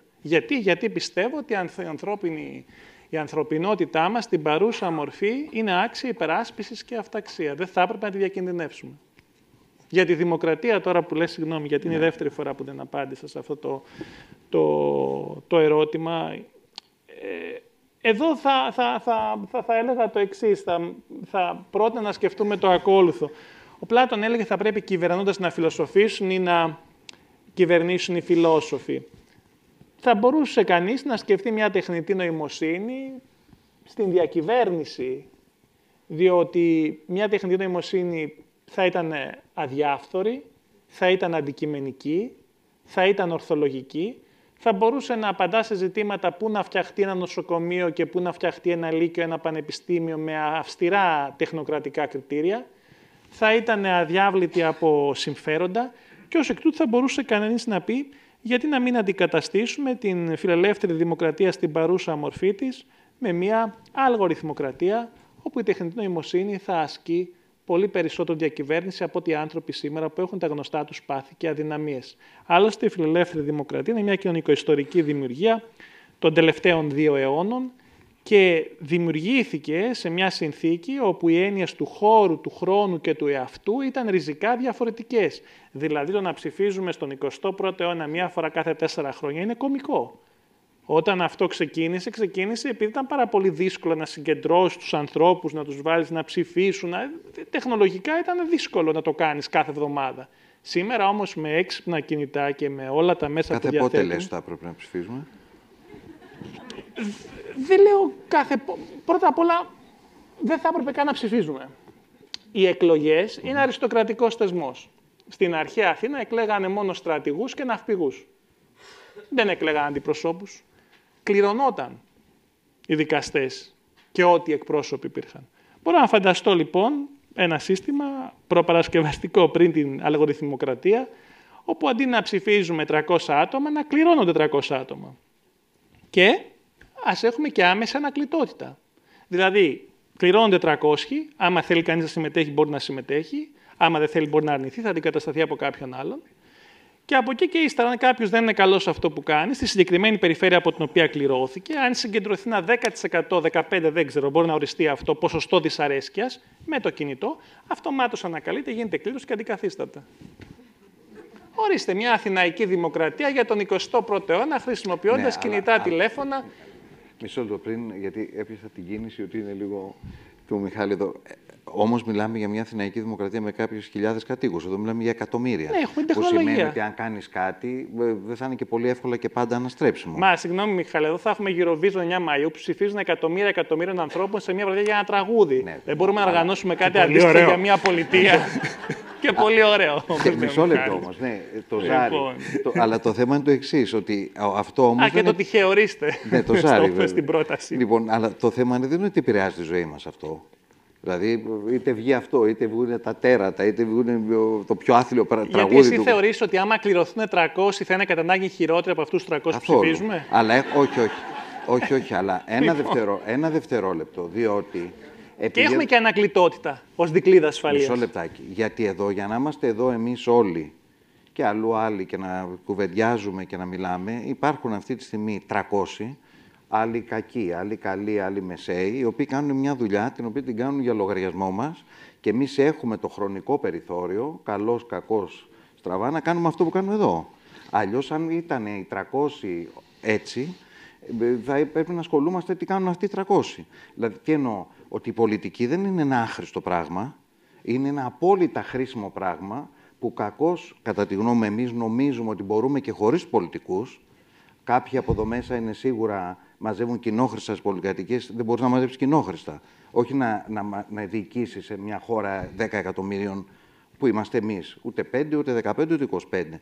Που σημαίνει ότι αν υπάρχει αυτή η κλήρωση και επειδή με τον νόμο των πιθανότητων θα έχουμε κάτι καλό, αλλά με τον νόμο των πιθανότητων θα έχουμε και 300 Βελόπουλους, για να πω εγώ αυτό που λέω. Υπάρχει ανακλητότητα. Ναι, αλλά άμα αρχίσω εγώ να ασχολούμαι με την ανακλητότητα του κάθε Βελόπουλου στη Βουλή, δεν θα βγάλω άκρη, θα πεθάνω πριν την ώρα. Αλλά αυτή είναι η διαφορά του Αθηναίου πολίτη από τον σύγχρονο πολίτη. Ο Αθηναίος πολίτης αντιλαμβάνονταν το βίο του και αυτοπραγματωνόταν μέσω της συμμετοχής στα κοινά. Ήταν μικρή ποσότητα ανθρώπων. Ήταν 300.000, αλλά δεν είχαν και τεχνολογία. Εμείς έχουμε τεχνολογία για να ανταποκριθούμε στα νούμερα. Σώσε με. Το ζήτημα είναι αν εμείς οι ίδιοι. Συγγνώμη, εντάξει, χάρη το λόγο μου. Όχι, ναι. Υπάρχουν όμως πάρα πολλές προτάσεις, ριζικές θεωρίες δημοκρατίας ονομάζονται, για το πώς μπορούμε να φανταστούμε την εμβάθυνση και τη διεύρυνση της φιλελεύθερης δημοκρατίας. Διότι, για να είμαστε σοβαροί, μια κοινωνικοϊστορική δημιουργία, ένας θεσμός 2 αιώνων, δεν μπορεί να συνεχίσει να υπάρχει με την παρούσα του μορφή.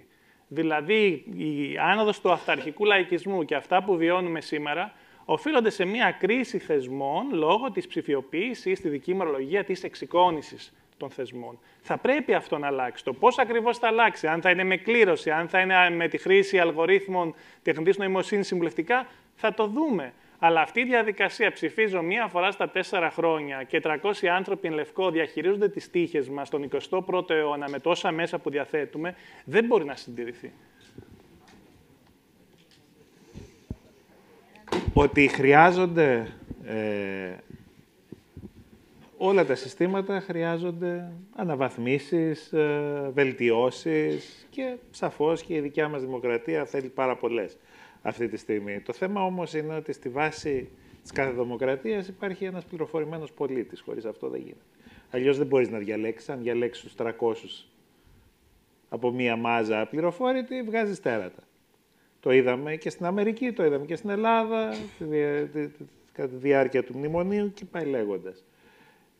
Επομένως, δεν ξέρω αν δειγματοληπτικά και αν ψηφίζουμε συνέχεια. Ζω στις Ηνωμένες Πολιτείες, όπου ψηφίζει ο κόσμος πολύ πιο συχνά από ό,τι ψηφίζουν εδώ πέρα. Εκεί ψηφίζουμε κάθε χρόνο, ουσιαστικά, αν βάλεις και τις τοπικές εκλογές. Και σε θέματα δημοτικά, πραγματικά έχει εκλογές κάθε χρόνο. Και μπορεί οποιοδήποτε να βάλει ένα θέμα εκεί και όντως αυτό δουλεύει αρκετά καλά, διότι γίνεται σε τοπικό επίπεδο. Για τα τοπικά θέματα έχει πολύ πιο συχνά εκλογές. Για τα μεγάλα, πολύ αργότερα. Σίγουρα υπάρχει ένα πρόβλημα. 4 χρόνια, όταν οι εξελίξεις γίνονται πολύ πιο γρήγορα. Απ' την άλλη, όπως βλέπετε, εδώ το έχουμε καταχραστεί αυτό. Έτσι κι αλλιώς δεν έχουμε ποτέ εκλογές κάθε 4 χρόνια. Πολύ σπάνια έχουμε εκλογές κάθε 4 χρόνια. Κάθε φορά που έχουμε ανακατοσούρα κτλ., έχουμε μάλλον το ανάποδο. Δηλαδή, κάθε φορά που δεν μας αρέσει τι γίνεται, επειδή για κάποιο λόγο στη δημοκρατία πιστεύουμε ότι πρέπει να υπάρχουν ευχάριστες λύσεις, πάντα, νομίζω ότι θα έχει το αντίθετο αποτέλεσμα. Το βιβλίο για τη δημοκρατία. Το είπαμε. Θα κάνουμε ένα βιβλίο για τη δημοκρατία εδώ. Τον υποχρεώνω. Ναι. Επομένως, αυτά είναι πολύ πιο περίπλοκα. Κινδυνεύει η δημοκρατία από την νοημοσύνη. Ναι, πάρα πολύ. Αρχικές λέξεις. Πάρα πολύ αυτή τη στιγμή. Το οποίο νομίζω θα βελτιωθεί η κατάσταση στη συνέχεια. Αλλά αυτή τη στιγμή η τεχνητή νοημοσύνη κάνει τον Νιγηριανό πρίγκιπα, για παράδειγμα, που σας στέλνει mail και θα σας κάνει πλούσιο, πάρα πολύ πιο πιστευτό. Κάνει τους πολιτικούς να γράφουν πολύ καλύτερα.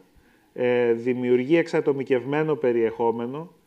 Η τεχνητή νοημοσύνη επιτρέπει την μικροστόχευση έτσι ώστε οποιοσδήποτε μπορεί να πει οτιδήποτε σε αυτούς που πραγματικά θα το χωνέψουν πολύ γρήγορα και θα το ενστερνιστούν.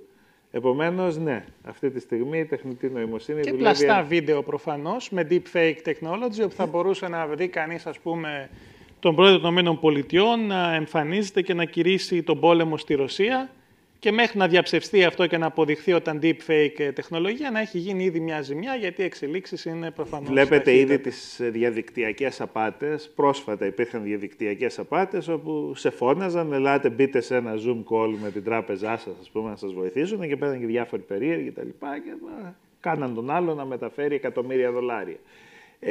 Αυτό γίνεται στην πολιτική και ήταν πάντα το ζητούμενο στην πολιτική. Προπαγάνδα είχαμε πάντα. Εκείνο που δεν είχαμε όμως, και δεν είναι θέμα τόσο πολύ τεχνητής νοημοσύνης αυτό, δεν είχαμε ποτέ τη δυνατότητα να στείλουμε κρυφά, εξατομικευμένα, τελείως ιδιωτικά εξατομικευμένα μηνύματα.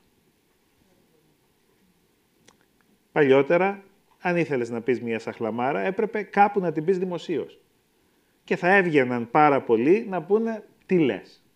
Τώρα μπορείς να πεις οτιδήποτε θες σε αυτόν που θα πιάσει περισσότερο και κανένας δεν ξέρει τι λες. Αυτός είναι ο μεγάλος κίνδυνος για τη δημοκρατία αυτή τη στιγμή. Ότι πλέον έχουμε χάσει τη βάση της αλήθειας. Δεν έχουμε μία αλήθεια, έχουμε πάρα πολλές. Ο καθένας έχει τη δικιά του. Έτσι δεν μπορούμε να συμφωνήσουμε σε τίποτα. Και γι' αυτό βλέπουμε αυτή την πόλωση που βλέπουμε. Και επειδή ο άνθρωπος έχει την τάση να ενστερνίζεται προκαταλήψεις και να τις ονομάζει γνώση. Το έχει, δεν το έχει αυτό? Εμένα με ανησυχεί αυτός ο συνδυασμός τεχνητής νοημοσύνης φυσικής ηλιθιότητας, που μπορεί να αποδειχθεί θανάσιμος κίνδυνος για τη δημοκρατία, και ιδίως σε αυτή τη συνθήκη όπου υπάρχει όχι απλώς ένας κερματισμός της αλήθειας, αλλά όπου αμφισβητείται η ίδια η έννοια της αλήθειας και μάλιστα και της επιστημονικής αλήθειας. Υπάρχουν άνθρωποι οπαδοί της επίπεδης γης. Δηλαδή βλέπει κανείς... Ή αντιεμβολιαστές. Αντιεμβολιαστές. Δηλαδή βλέπει κανείς στο διαδίκτυο να αμφισβητείται άκρητα και αβίαστα οποιοδήποτε είδους αυθεντία, ακόμη και αυτή ενός νομπελίστα. Υπάρχουν άνθρωποι που πιστεύουν ότι το Άτλαντας ήταν γκαρσόνι. Ναι. Σε αυτή τη συνθήκη είναι... η τεχνητή νοημοσύνη γίνεται εφιαλτική σχεδόν, γιατί αυτοί οι άνθρωποι θα έχουν πρόσβαση σε αυτήν. Μισό λεπτό όμως. Με κάποιο τρόπο. Έχουν ήδη δηλαδή. Αποκαλύπτει την ανθρώπινη ανοησία, δεν την δημιουργεί. Ναι, και την ενισχύει. Την ενισχύει όμως. Ναι, μην χάνεις εμπιστοσύνη στην ανθρώπινη βλακεία. Αυτή δεν τη χάνω, όχι. Είναι ακατανίκητη η ανθρώπινη βλακεία. Τι είπες όμως, τι την κάνει? Την ενισχύει. Όλα αυτά τα εργαλεία δρούν ενισχυτικά πάντα. Μετά μέσω το echo chambers και τα λοιπά, έτσι δηλαδή. Και μόνο αυτό το γεγονός ότι κάποιος ο οποίος έγραφε σαν πίθηκος και μπορεί να γράψει σαν ένας πολύ σοφιστική καθηγητής πανεπιστημίου, αυξάνει την απήχησή του αυτή τη στιγμή. Και αυτό μπορεί να κάνουν τα μεγάλα γλωσσικά μοντέλα. Οι διαφημίσεις που βλέπετε σε πάρα πολλά site από κάτω, ας πούμε, μαζεύουν χρήματα, clickbait κτλ. Όλα αυτά φτιάχνονται μέσω τεχνητής νοημοσύνης. Δεν κάθεται κανένας να γράφει πια. Μπορούμε να δημιουργήσουμε στα μέσα κοινωνικής δικτύωσης άπειρες περσόνες αυτή τη στιγμή. Και υπάρχουν αυτά. Αυτές είναι οι υπηρεσίες που μπορεί να πάει να αγοράσει κάποιος αυτή τη στιγμή. Όλα αυτά είναι εφαρμογές τεχνητής νοημοσύνης. Σε 7 χρόνια, λοιπόν, η τρίτη συζήτηση μεταξύ μου και του Μιχάλη θα γίνει από 2 τεχνητές νοημοσύνες, οι οποίες θα έχουν επεξεργαστεί τα 2 βίντεο, την πρώτη μας συζήτηση που υπάρχει στο YouTube και τη δεύτερη που φαντάζομαι και αυτή θα υπάρξει, και θα συνομιλούν με βάση αυτό το υλικό. Τώρα, περίμενε. Το ερώτημα είναι αν το κοινό θα εξακολουθεί να είναι άνθρωποι. Πόσο αστεϊσμό έχει αυτό που λες και πόσο φόβο? Αυτό που λες, κάπου το φοβάσαι, κάπου το υποψιάζεσαι, κάπου είναι μόνο αστείο. Εγώ χαίρομαι που έχω σχεδόν γράψει όλα όσα ήθελα να γράψω. Γιατί νομίζω σε μερικά χρόνια θα γράφονται τα περισσότερα κείμενα από τεχνητές νοημοσύνες. Τα κείμενα τα οποία θα γράφονται από ανθρώπους θα είναι όπως είναι σήμερα τα χειροποίητα ρούχα. Το έχω πει πολλές φορές. Πόσοι από εσάς εδώ ράβεστε και φοράτε χειροποίητα ρούχα? Νομίζω οι περισσότεροι εδώ φοράμε τυποποιημένα μαζικής παραγωγής ρούχα και είμαστε τελείως εντάξει με αυτό. Με τα πνευματικά αγαθά όμως νιώθουμε λίγο άβολα, τουλάχιστον κάποιες γενιές. Προτιμούμε τα ανθρώπινα. Για παιδιά όμως που σήμερα είναι 10-15 χρονών, 6 και 8 χρονών, το να χρησιμοποιούν κείμενα τα οποία έχουν παραχθεί από μηχανές, να παρακολουθούν διαλόγους που έχουν παραχθεί από τεχνητές νοημοσύνες, θα είναι πιθανώς εξίσου φυσικό όσο είναι για μας να φορούμε ρούχα τυποποιημένα. Ενώ αν έλεγε σε κάποιον στον 17ο, 18ο να φορέσει ένα ρούχο από μηχανή και όχι από τον ράφτη του, θα έλεγε τι λες τώρα, μηχανή. Θα πάω να ραφτώ. Έχω αυτή την ανησυχία. Την έχω. Χωρίς να θέλω να είμαι απεσιόδοξος. Ελπίζω να ξαναμιλήσω με τον Μιχάλη δηλαδή σε 7 χρόνια. Αλίμονο. Είτε έτσι ίσως τεχνητές νοημοσύνες. Όχι, διαζώσεις όπως τώρα. Ναι, όμως αυτό γιατί το προσδόκιμο ζωής έχει αυξηθεί. Δεν είμαι και τόσο μεγάλος. 7 χρόνια είμαι εντός του προσδόκιμου. Να πω, για τα νέα παιδιά, μια που το θέτει αυτό το θέμα, ποιος είναι ο μεγάλος κίνδυνος? Λες, είναι λίγο πρωτόλια και λίγο κλισέ η ερώτηση, αλλά ποιος λες ότι είναι ο μεγάλος κίνδυνος, Μιχάλη? Δηλαδή ένα παιδί που είναι τώρα 10-12 ετών. Ο μεγαλύτερος κίνδυνος είναι για μένα το γεγονός ότι δεν μπορούν να εστιάσουν την προσοχή τους σε μεγάλα κείμενα, μεγάλες ταινίες, μεγάλες μουσικές, οτιδήποτε άλλο. Έχουν μια πολύ μικρή, ένα πολύ μικρό διάστημα προσοχής, το οποίο, κάνοντας κάποιες τελείως ανέκδοτες παρατηρήσεις, το ανακτούν αργότερα. Δεν ξέρω τι σημαίνει αυτό για την διαμόρφωσή τους. Κανονικά ή σε ένα βαθμό? Σε κάποιο βαθμό. Δεν ξέρω τι σημαίνει κανονικά και δεν ξέρω αν χρειάζεται να ανακτήσουν και κανονικά. Όταν μπορείς πλέον να βάλεις ένα μεγάλο κείμενο σε ένα μεγάλο γλωσσικό μοντέλο, σε ένα μεγάλο γλωσσικό μοντέλο και να πάρεις μια πολύ καλή περίληψη, καμιά φορά ίσως να μην έχει και νόημα. Επομένως πρέπει να το δούμε αυτό. Καταλαβαίνω αυτό που λέει ο Θεοφάνης, αλλά ίσως να μην είναι ανάγκη. Δηλαδή, εμάς μας ξενίζει.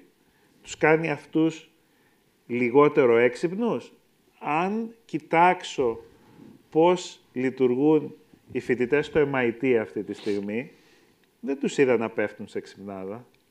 Δηλαδή, κάθε 3 και λίγο έχουμε και κάποιον μεγάλο ακόμα της επιστήμης. Δεν έχουμε σταματήσει. Επομένως, από ό,τι φαίνεται, τα παιδιά το ξεπερνάνε. Σκέφτονται διαφορετικά, αλλά προσαρμόζονται και σε έναν κόσμο τελείως διαφορετικό από αυτό που μεγαλώσαμε εμείς. Επομένως, δεν ξέρω αν είναι απειλή ή απλώς εμάς μας ξενίζει. Οι αλλαγές μας ξενίζουν πάντα. Τώρα, από εκεί και πέρα, θα διαφωνήσω με τον Θεοφάνη σε ένα σημείο. Το να ζούμε περισσότερο λύνει πάρα πολλά προβλήματα. Αφενός το ότι κάθε γενιά στην Ελλάδα ζει περισσότερο από την προηγούμενη, λύνει το συνταξιοδοτικό σε μεγάλο βαθμό. Έτσι, τα γερακιά είναι καλύτερα άμα σκεφτείς την εναλλακτική. Διότι κάθε γενιά πληρώνει για περισσότερα χρόνια για την προηγούμενη. Ένα αυτό. 2, πέραν από την πλάκα, υπάρχει και το θέμα του πλανήτη. Δηλαδή, όσο περισσότερο ζεις, τόσο λιγότερα παιδιά κάνεις. Έχουμε γίνει πάρα πολλοί σε αυτό το πλανήτη. Δεν έχουμε αφήσει χώρο για όλα τα υπόλοιπα. Το κλειστό σύστημα έχει κορεστεί. Το κλειστό σύστημα κοραίνεται και δημιουργούμε επεμβάσεις. Η ανησυχία μου εμένα είναι ότι κάνουμε επεμβάσεις χωρίς να καταλαβαίνουμε τις επιπτώσεις. Δεν ξέρουμε όλες τις επιπτώσεις και το βλέπουμε τώρα και το πληρώνουμε τώρα, αυτή τη στιγμή. Και επειδή δεν έχουμε δεύτερο σχέδιο, δεν έχουμε εναλλακτική λύση, όσο και να λέει ο Elon Musk ότι θα πάει στον Άρη και θα επικίσουμε τον Άρη κτλ. Ένα πλανήτη έχουμε. Επομένως πρέπει να δούμε όλες αυτές τις οτιδήποτε κάνει την επίδρασή μας σε αυτό το πλανήτη πιο θετική. Τι σημαίνει θετικό, το βρίσκουμε στην πορεία. Αλλά και εκεί νομίζω ότι θα μας βοηθήσει η τεχνητή νοημοσύνη σαν ένα άλλο εργαλείο ανάλυσης δεδομένων που θα μας βοηθήσει να γίνουμε καλύτεροι. Άρα η κλιματική κρίση, η κλιματική κατάρρευση προφανώς είναι ένα θέμα. Πώς ακριβώς το βλέπει ο φιλόσοφος, Στεφάνη? Σε μένα αυτό έχει να κάνει με το τι οφείλουμε στους επερχόμενους. Και όχι απλώς στα παιδιά μας ή στα εγγόνια μας, αλλά σε γενιές αγέννητων, πολύ πιο μακριά από μας. Το ερώτημα που τίθεται δηλαδή είναι εάν είναι ηθικό να προκρίνουμε τη δική μας ευζοία, τον δικό μας τρόπο ζωής, υποθηκεύοντας το μέλλον των αγέννητων. Έχουμε δηλαδή μια υποχρέωση σε αυτούς που δεν έχουν υπάρξει ακόμη. Εγώ πιστεύω πως ναι. Πιστεύω πως έχουμε μια υποχρέωση σε αυτούς που δεν έχουν υπάρξει ακόμη, διότι ήδη προϋποθέτουμε στην καθημερινότητά μας ασυνείδητα την ύπαρξή τους, προκειμένου να την νοηματοδοτήσουμε. Και εξηγούμε. Ο Σάμουελ Σέφλερ, ένας φιλόσοφος από το Ηνωμένο Βασίλειο, πρότεινε το εξής διανοητικό πείραμα. Φανταστείτε ότι η ανθρωπότητα τελειώνει 3 εβδομάδες μετά το θάνατό σας. Εσείς πεθαίνετε και 3 εβδομάδες μετά τελειώνει και ο πλανήτης. Γίνεται μια καταστροφή, ένας αστεροειδής, μια πυρηνική έκρηξη, οτιδήποτε. Θα άλλαζε σε κάτι τον τρόπο με τον οποίο σκέπτεστε? Οι περισσότεροι άνθρωποι θα ένιωθαν συντετριμμένοι από αυτό. Γιατί κατά κάποιον τρόπο αυτό που κάνουμε έχει νόημα επειδή αναφέρεται και σε άλλους ανθρώπους.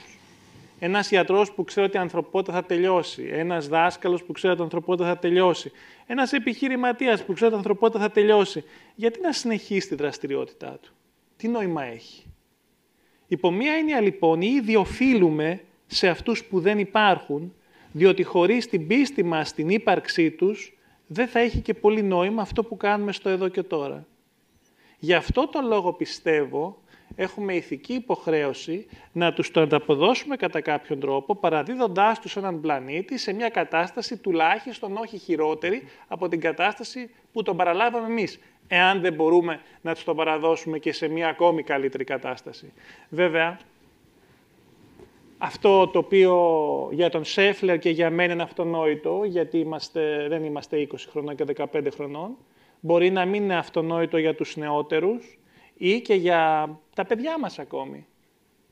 Όταν έθεσα αυτό το ερώτημα στους φοιτητές μου στο σεμινάριο, με πολύ μεγάλη έκπληξη διαπίστωσα ότι από τα 18 άτομα, ούτε ένα άτομο έδειξε ενδιαφέρον για τις επόμενες γενιές.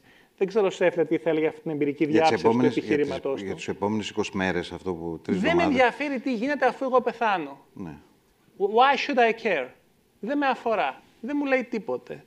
Δηλαδή, μια μειοπική αυτοκατανόηση, ένας εγωισμός υπαρξιακός σχεδόν, ο οποίος αδυνατεί να προσανατολίσει τον εαυτό στην ιστορία. Δεν τους αφορά το παρελθόν, δεν τους νοιάζει, δεν αισθάνονται ότι προέκυψαν από μια αλληλουχία γεγονότων που τους οδήγησε στο να είναι αυτοί που είναι σήμερα, θεσμούς, παραδόσεις, ήθη και έθιμα και ούτω καθεξής, και ούτε τους αφορά τι θα συμβεί μετά τη δική τους ζωή. Υπάρχουν στο παρόν σαν νησίδες εαυτού. Με στεναχώρησε πολύ αυτό και τους το είπα, αλλά δεν μπόρεσαν να καταλάβουν γιατί με στεναχώρησε αυτό. Τώρα μπορεί να έτυχε να ήταν η συγκεκριμένη φουρνιά και άμα το ξανακάνω το μάθημα το άλλο εξάμηνο να έχω καλύτερες απαντήσεις. Πού να ήταν αυτοί οι 18 στους 300 να δεις θα γινόταν. Θα τους ανακαλούσαμε, ελπίζω. Αλλά θέλω να πω πολλά πράγματα που φαίνονται αυτονόητα σε κόσμο μιας ορισμένης ηλικίας. Και σκεφτόμουν με αυτό το περιβόητο επεισόδιο που υπάρχει ότι όταν ετοίμαζαν το κόνιο στο Σοκράτη, αυτός άρχισε στον πλαγίαυλο να παίζει ένα σκοπό. Και του λένε οι μαθητές, του λένε τώρα σε λίγη ώρα τι νόημα έχει αυτό. Λέει, θέλω να μάθω αυτόν τον σκοπό πριν πεθάνω. Και αυτό, δηλαδή, αυτός είναι και ο ορισμός της γνώσης. Δηλαδή, μέχρι τελευταία στιγμή γνώση. Θα μπορούσε κάλλιστα. Ποια θα ήταν η τελευταία γνώση που θα ήθελες να έχεις? Η γνώση ότι έζησα καλά. Το ίδιο. Κι εγώ, 3 στα 3. Θα πω το εξής. Επειδή... θέλεις να πεις κάτι? Όχι, όχι. Επειδή νομίζω και αισθάνομαι ότι καταλαβαίνετε για ποιο λόγο τους συμπεριλαμβάνουμε στο κομμάτι, στη σειρά κορυφαίη εδώ στην Αμερικανική Ένωση, όποιος σηκώσει, οι 3 πρώτοι θα σηκώσουν τα χέρια θα κάνουν ερώτηση. Γρήγορα. 2, 3. Ο κύριος ναι, ο κύριος πίσω. Αυτό είναι η φύση που αρνείται όποιος προσαρμόστηκε γρήγορα. Λοιπόν, ας ξεκινήσουμε από τον κύριο πίσω και κάνετε... Ευχαριστώ. Συστήνεστε κιόλας, παρακαλώ πολύ. Πειράζει, επιτρέπετε να κάνω μια παρέμβαση και όχι μια ερώτηση στη συζήτηση? Απλώς επειδή δεν έχουμε πάρα πολύ χρόνο να... Όχι, πολύ σύντομα. Πολύ σύντομα. Θα ήθελα πρώτα απ' όλα να σας ευχαριστήσω για τη συζήτηση αυτή. Δεύτερον, πολύ γρήγορα, θα ήθελα να θέσω υπόψη σας στο έναν τομέα, ο οποίος οπωσδήποτε θα επηρεαστεί από την τεχνητή νοημοσύνη και ήδη επηρεάζεται, που είναι η δικαιοσύνη. Και το λέω γιατί εγώ είμαι δικαστής και ανήκω στη συντριπτική μειοψηφία των δικαστών που έχουν πάρει μια ιδέα για την τεχνητή νοημοσύνη και ακόμα λιγότεροι δικαστές που έχουν ακούσει κάτι για τον μετανθρωπισμό. Η τεχνητή νοημοσύνη ήδη έχει υπησέλθει στην απονομή της δικαιοσύνης. Στις ΗΠΑ το 95% των δικαστών, χωρίς νομική υποχρέωση, ρωτάνε έναν αλγόριθμο, τον Compass, τι ποινή θα επιβάλλουν στον κατηγορούμενο που έχουν καταδικάσει. Αυτό έγινε αντικείμενο και δίκη στο ανώτατο δικαστήριο της πολιτείας του Wisconsin, όταν ένας καταδικασμένος με αυτόν τον τρόπο, ο Λούμις, προσέφηκε και είπε «Εγώ δεν είχα τη δυνατότητα να διαπιστώσω πώς ενήργησε το Compass και γι' αυτό θεωρώ ότι έχουν πληγεί τα δικαιώματά μου». Αυτή η δίκη ήταν σε βάρος του Λούμις, γιατί το δικαστήριο είπε ότι δεν μπορούμε να επισέλθουμε στην πνευματική ιδιοκτησία της εταιρείας που κατασκεύασε τον αλγόριθμο. Η άποψή μου λοιπόν ήταν ότι ήταν λάθος όπως το χειρίστηκε ο συνήγορος. Και εκεί είναι το μεγάλο ζήτημα. Μέχρι πού μπορεί να φτάσει η χρήση της τεχνητής νοημοσύνης στην απονομή της δικαιοσύνης. Ο συνήγορος του Λούμις έπρεπε να θέσει στους δικαστές τον εξής προβληματισμό. Με το να ρωτήσει ο δικαστής μία μηχανή τι ποινή να το επιβάλλω, αν θα υποτροπιάσω και να το επιβάλλω ανάλογη ποινή, εκχώρησε τη δικαιοδοτική του κρίση όχι στον αλγόριθμο στην πραγματικότητα, αλλά στην εταιρεία που τον κατασκεύασε. Στην Εστονία οι μικροδιαφορές επιλύονται από τεχνητή νοημοσύνη ήδη. Στα 7.000 ευρώ. Δεν υπάρχει φυσικός δικαστής. Αύριο μεθαύριο με τις αλλαγές της οικονομικές, οι 7.000 ευρώ θα γίνουν 15.000 ευρώ, 20.000 ευρώ θα είναι. Υπάρχει ένα όριο εκεί. Κατ' εμέ ναι. Ναι. Στη χρήση τεχνητής νοημοσύνης στην απονομή της δικαιοσύνης. Σταματάει εκεί που ξεκινάει, πρέπει να σταματήσει. Να σταματάει εκεί που ξεκινάει η δικαιοδοτική κρίση. Αθώος ένοχος θα αποφασίζει η φυσική νοημοσύνη. Θα μπει φυλακή ή δεν θα μπει, θα αποφασίζει η τεχνητή νοημοσύνη. Θα του επιβάλλω μεταξύ 5 και 10 ετών που μου δίνει το δικαίωμα νόμος, θα αποφασίζει η τεχνητή νοημοσύνη. Θα γίνεται αυτό σε λίγα χρόνια. Είναι ζητούμενο θα γίνεται. Για να μην τρώω άλλο το χρόνο, σταματάω εδώ. Ευχαριστώ πολύ. Εμείς σας ευχαριστούμε πολύ. Ευχαριστούμε πολύ. Δημήτρης Ορφανίδης. Νομίζω ένα σχόλιο. Κοιτάξτε, ήταν από τις πρώτες εφαρμογές, αλλά οι πρώτες εφαρμογές τεχνητής νοημοσύνης ήταν στην εκτίμηση ρίσκου. Τις χρησιμοποιούν οι τράπεζες, υποβάλλεστε σε αυτές καθημερινά όταν χρησιμοποιείτε την πιστωτική σας κάρτα, περνάει από ένα τέτοιο σύστημα για να κρίνει αν η συναλλαγή είναι νόμιμη ή έχει κάποια χαρακτηριστικά που να την κάνουν παράνομη και πολλές φορές, χωρίς να καταλάβετε γιατί, βλέπετε ότι σας αρνούνται τη συναλλαγή. Το ίδιο έχει γίνει συνήθως στην εκτίμηση ρίσκου για προφυλάκηση, πολύ συχνά και στην Αγγλία γίνεται αυτό. Εκεί το πρόβλημα είναι ότι δεν είναι τόσο πολύ ο αλγόριθμος, είναι ότι ο αλγόριθμος, το μοντέλο δεν έχει εκπαιδευτεί με δεδομένα τα οποία να είναι αντιπροσωπευτικά, αν θέλει κανείς. Βλέπουμε, ας πούμε, ότι επιβάλλουν βαρύτερες ποινές στους μειονότητες. Γιατί? Διότι έχουν εκπαιδευτεί με προηγούμενες δίκες, οι οποίες συνήθως είναι κατά των μειονοτήτων, τουλάχιστον στις ΗΠΑ. Επομένως, στον τομέα της δικαιοσύνης θα πρέπει η εφαρμογή να είναι πολύ περιορισμένη, επικουρική και σπανίως να βγάζει εκτός τον άνθρωπο. Έχουμε, δόξα τω Θεώ, πάρα πολλές εφαρμογές που μπορεί να είναι, για παράδειγμα, την δημιουργία τυποποιημένων δικογράφων, τις περιλήψεις, στην επεξεργασία όλων αυτών των κειμένων που είναι κομμάτι της δικαιοσύνης. Στη λήψη αποφάσεων δεν βλέπω τόσο μεγάλη ανάγκη. Άρα συμφωνείς με τον κύριο δικαστή? Συμφωνώ με τον κύριο δικαστή, ότι είναι πολύ πρόωρες αυτές οι εφαρμογές. Η δικαιοσύνη είναι παράδειγμα ανθρώπινης δραστηριότητας που θα έπρεπε να θεραπεύεται από ανθρώπους και δεν θα προανατίθεται στην τεχνητή νοημοσύνη. Σαφέστατα. Έχουμε τα δύο Επίσης, επειδή δεν μπορούμε να εξηγήσουμε. Ο δικαστής μπορεί να αιτιολογήσει την απόφασή του, ο αλγόριθμος δεν μπορεί. Εδώ η μία κυρία και μία κάπου εκεί δίπλα. Εγώ. Λέγομαι Δάφνη Ραγκούση και ήθελα να ρωτήσω αν μπορεί η τεχνητή νοημοσύνη να βοηθήσει τα προβλήματα φτώχειας μερικών κρατών και αυτά που ζούμε καθημερινά και που εγώ από τότε που ήμουν παιδάκι περίμενα ότι θα διορθωθούν όταν γεράσω και ακόμα ισχύουν. Ευχαριστώ. Να είστε καλά.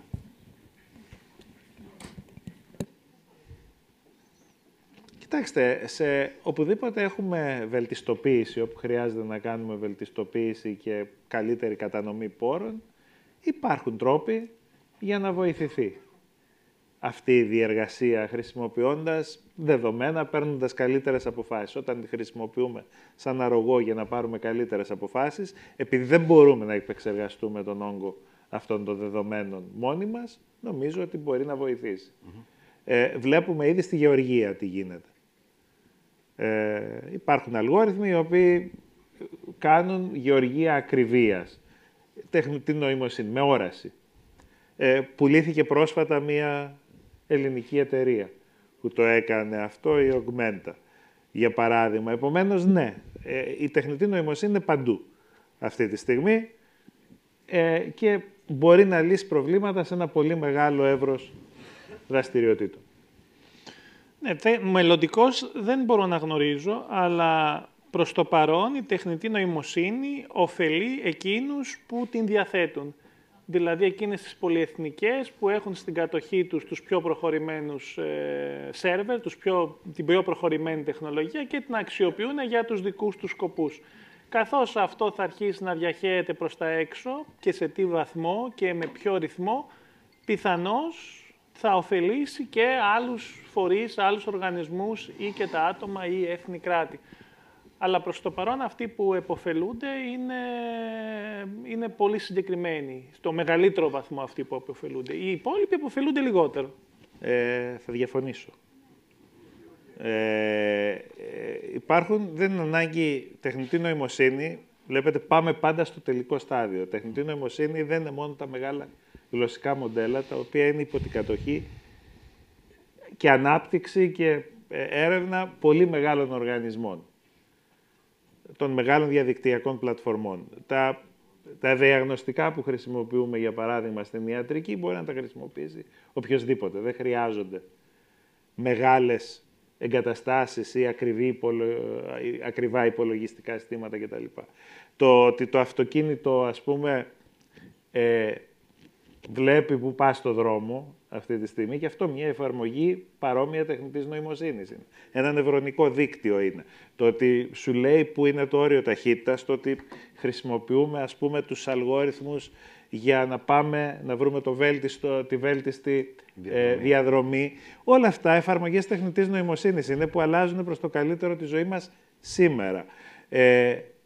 Επομένως, ας δούμε και τα θετικά λίγο.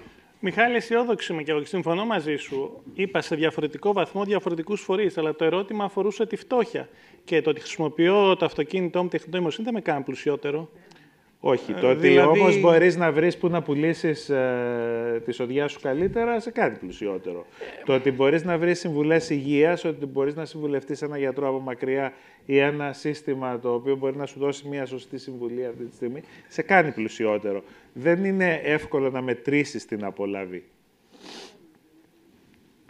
Η κυρία εδώ, που είναι και η τελευταία ερώτηση, παρακαλώ πολύ. Καλά, εντάξει, θα κάνουμε και μια παρέκβαση γιατί σκόσατε μαζί, αλλά μέχρι εκεί. Ευχαριστώ πολύ. Τσίου λέγομαι. Ιστορικός είμαι. Θέλω να ρωτήσω αν υπήρξαν περιπτώσεις προσπάθειας χρησιμοποίησης της τεχνητής νοημοσύνης στη συγγραφή ιστορίας ή κατά πόσο μπορεί να συνδεθεί, να βοηθηθεί ένας ιστορικός από την τεχνητή νοημοσύνη. Αυτό. Ευχαριστώ. Υπάρχουν πολλές προσπάθειες, κάποιες επιτυχημένες, αποκρυπτογράφησης παλαιών γλωσσών. πολλών κειμένων, τα οποία μέχρι τώρα δεν ξέραμε τι λένε και με τη βοήθεια της τεχνητής νοημοσύνης μπορούμε να τα διαβάσουμε. Υπάρχουν πάρα πολλές περιπτώσεις όπου μπορούμε να δούμε μέσα, να δούμε τι γράφουν μισοκατεστραμμένοι πάπυροι. Άλλη μία εφαρμογή τεχνητής νοημοσύνης. Επομένως, ξέρετε, ο όρος είναι πολύ ευρύς αυτή τη στιγμή, αλλά τα περισσότερα από αυτά, οι περισσότερες από αυτές τις εφαρμογές... Ή και στην αρχαιολογία. Στην αρχαιολογία και πάει λέγοντας. Αυτό θα ήταν όντως πολύ... Ξέρετε, μια πολύ... Α δεν θα μας πείραζε αν τη βρει μια τεχνητή νοημοσύνη. Μια πολύ πρώτη και εφαρμογή τεχνητής νοημοσύνης, η οποία είναι σε χρήση εδώ και πάρα πολλά χρόνια, είναι αυτή στην οποία σκανάρεις μια σειρά από όστρακα που βρίσκεις στην ανασκαφή και μετά ο υπολογιστής σου λέει πώς να τα βάλεις μαζί για να φτιάξεις το σπασμένο αντικείμενο. Εδώ και πάρα πολλά χρόνια. Επομένως, νομίζω ότι έχει βοηθήσει σε πάρα πολλά μέρη. Η κυρία και η κυρία. Ναι, και τέλος. Μισό λεπτό για να ακούγεστε, μισό λεπτό. Να ακούγω. Συνταξιούχος καθηγήτρια βιολογίας στο ελληνικό σχολείο. Ξεκινάω λίγο, καταρχάς να σας ευχαριστήσω για την παρουσία σας εδώ. Ξεκινάω από αυτό που είπατε στην αρχή περίπου, ότι σήμερα έχουμε φτάσει στο σημείο αυτά που δίνουμε στον υπολογιστή, το κουτί, την τεχνητή νοημοσύνη, αυτό που δίνουμε πια, δεν είμαστε σίγουροι ότι τι θα βγάλει και τι ακριβώς έχει κάνει για να βγάλει αυτό το καινούριο. Για τον ανθρώπινο εγκέφαλο ξέρουμε ότι ξεκινάει δημιουργώντας συνάψεις και μεγαλώνει συνέχεια το εύρος των δυνατοτήτων του. Και γοντάς Και γοντάς της. Δεν ξέρω αν και γοντάς της, πότε της καίει. Προς το παρόν, στη διάρκεια της ζωής του ανθρώπου όμως, δημιουργούνται συνάψεις διαρκώς και μεγενθύνουν και αποτέλεσμα των συνάψεων είναι να βγαίνουν αποτελέσματα από τη γνώση και την οποιαδήποτε λειτουργία τους, τα οποία δεν είναι ακριβώς ίδια με αυτά που μπήκανε. Απ' την άλλη, ξέρουμε επίσης ότι δεν έχουμε εξαντλήσει... Θα κάνετε την ερώτηση για να τελειώνουμε. Ναι, δεν έχουμε εξαντλήσει τη δυνατότητα του εγκεφάλου. Αυτή τη στιγμή γνωρίζουμε ότι έχει μεγαλύτερες δυνατότητες. Μόνο που ο εγκέφαλος δίνει και όθηση σε αισθήσεις, σε αισθήματα. Μήπως τελικά είναι παρόμοια η λειτουργία αυτών των δύο? Όχι. Το ξέρουμε, έχουμε εξομοιώσει κάποια πολύ, αν θέλετε, επιφανειακά κομμάτια του εγκεφάλου. Και ξέρουμε ότι είναι τελείως διαφορετικός ο τρόπος λειτουργίας μέχρι στιγμή. Διότι η εξομοίωση που έχουμε κάνει είναι πολύ χονδροειδής και γίνεται κατά τρόπο ο οποίος είναι... Οι συνάψεις, ας πούμε, και οι νευρώνες του ανθρώπινου εγκεφάλου είναι πολύ πιο περίπλοκοι μηχανισμοί από αυτούς των νευρονικών δικτύων.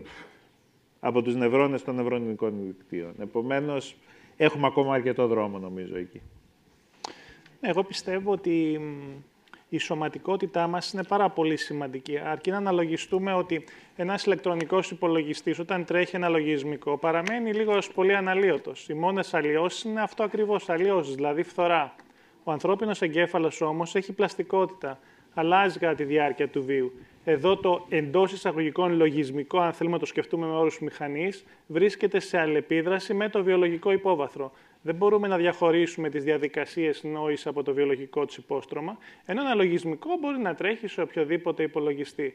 Το γεγονός ότι είμαστε συγχρόνως επιθυμία, στοχασμός, παράσταση και σώμα, είναι αυτό που καθιστά τη μοναδικότητά μας, γιατί στο τέλος είμαστε σώματα, είμαστε τροτά σώματα, είμαστε θνητοί.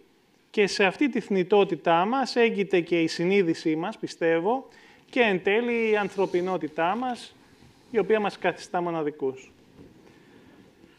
Θέλω να πω το εξής, ότι υπάρχει αυτό ένα περιβόητο βιβλίο που δεν έχει μεταφραστεί στα ελληνικά, που είναι ο Ρασελά, ο πρίγκιπας της Αβυσσινίας, του Σάμιουελ Τζόνσον, 1759, όπου εκεί ψάχνει έναν φιλόσοφο πρίγκιπας και του λέει «Μα γιατί, ίσως το έχουμε ξαναπεί, μα γιατί αφού έρχονται αυτοί εδώ και μας κατακτούν οι Δυτικοί, γιατί δεν πάμε εμείς πίσω με τον ίδιο αέρα, με τα ίδια πλοία να τους κατακτήσουμε?» Και ο Σλάφα, δεν απατώμε, είναι κάπως έτσι είναι το όνομα του φιλόσοφου, του λέει «Διότι η γνώση πάντα θα υπερισχύει της άγνοιας». Αυτοί έχουν τη γνώση. Και εδώ έχουμε δύο ανθρώπους που δεν πιστεύουν στο μέλλον της γνώσης και όχι στο μέλλον της άγνοιας. Και ήσασταν εξαιρετικό κοινό. Ευχαριστούμε πάρα πολύ τον Μιχάλη Μπλέτσα, ευχαριστούμε πάρα πολύ τον Θεοφάνη Τάση. Να είστε καλά. Ευχαριστούμε.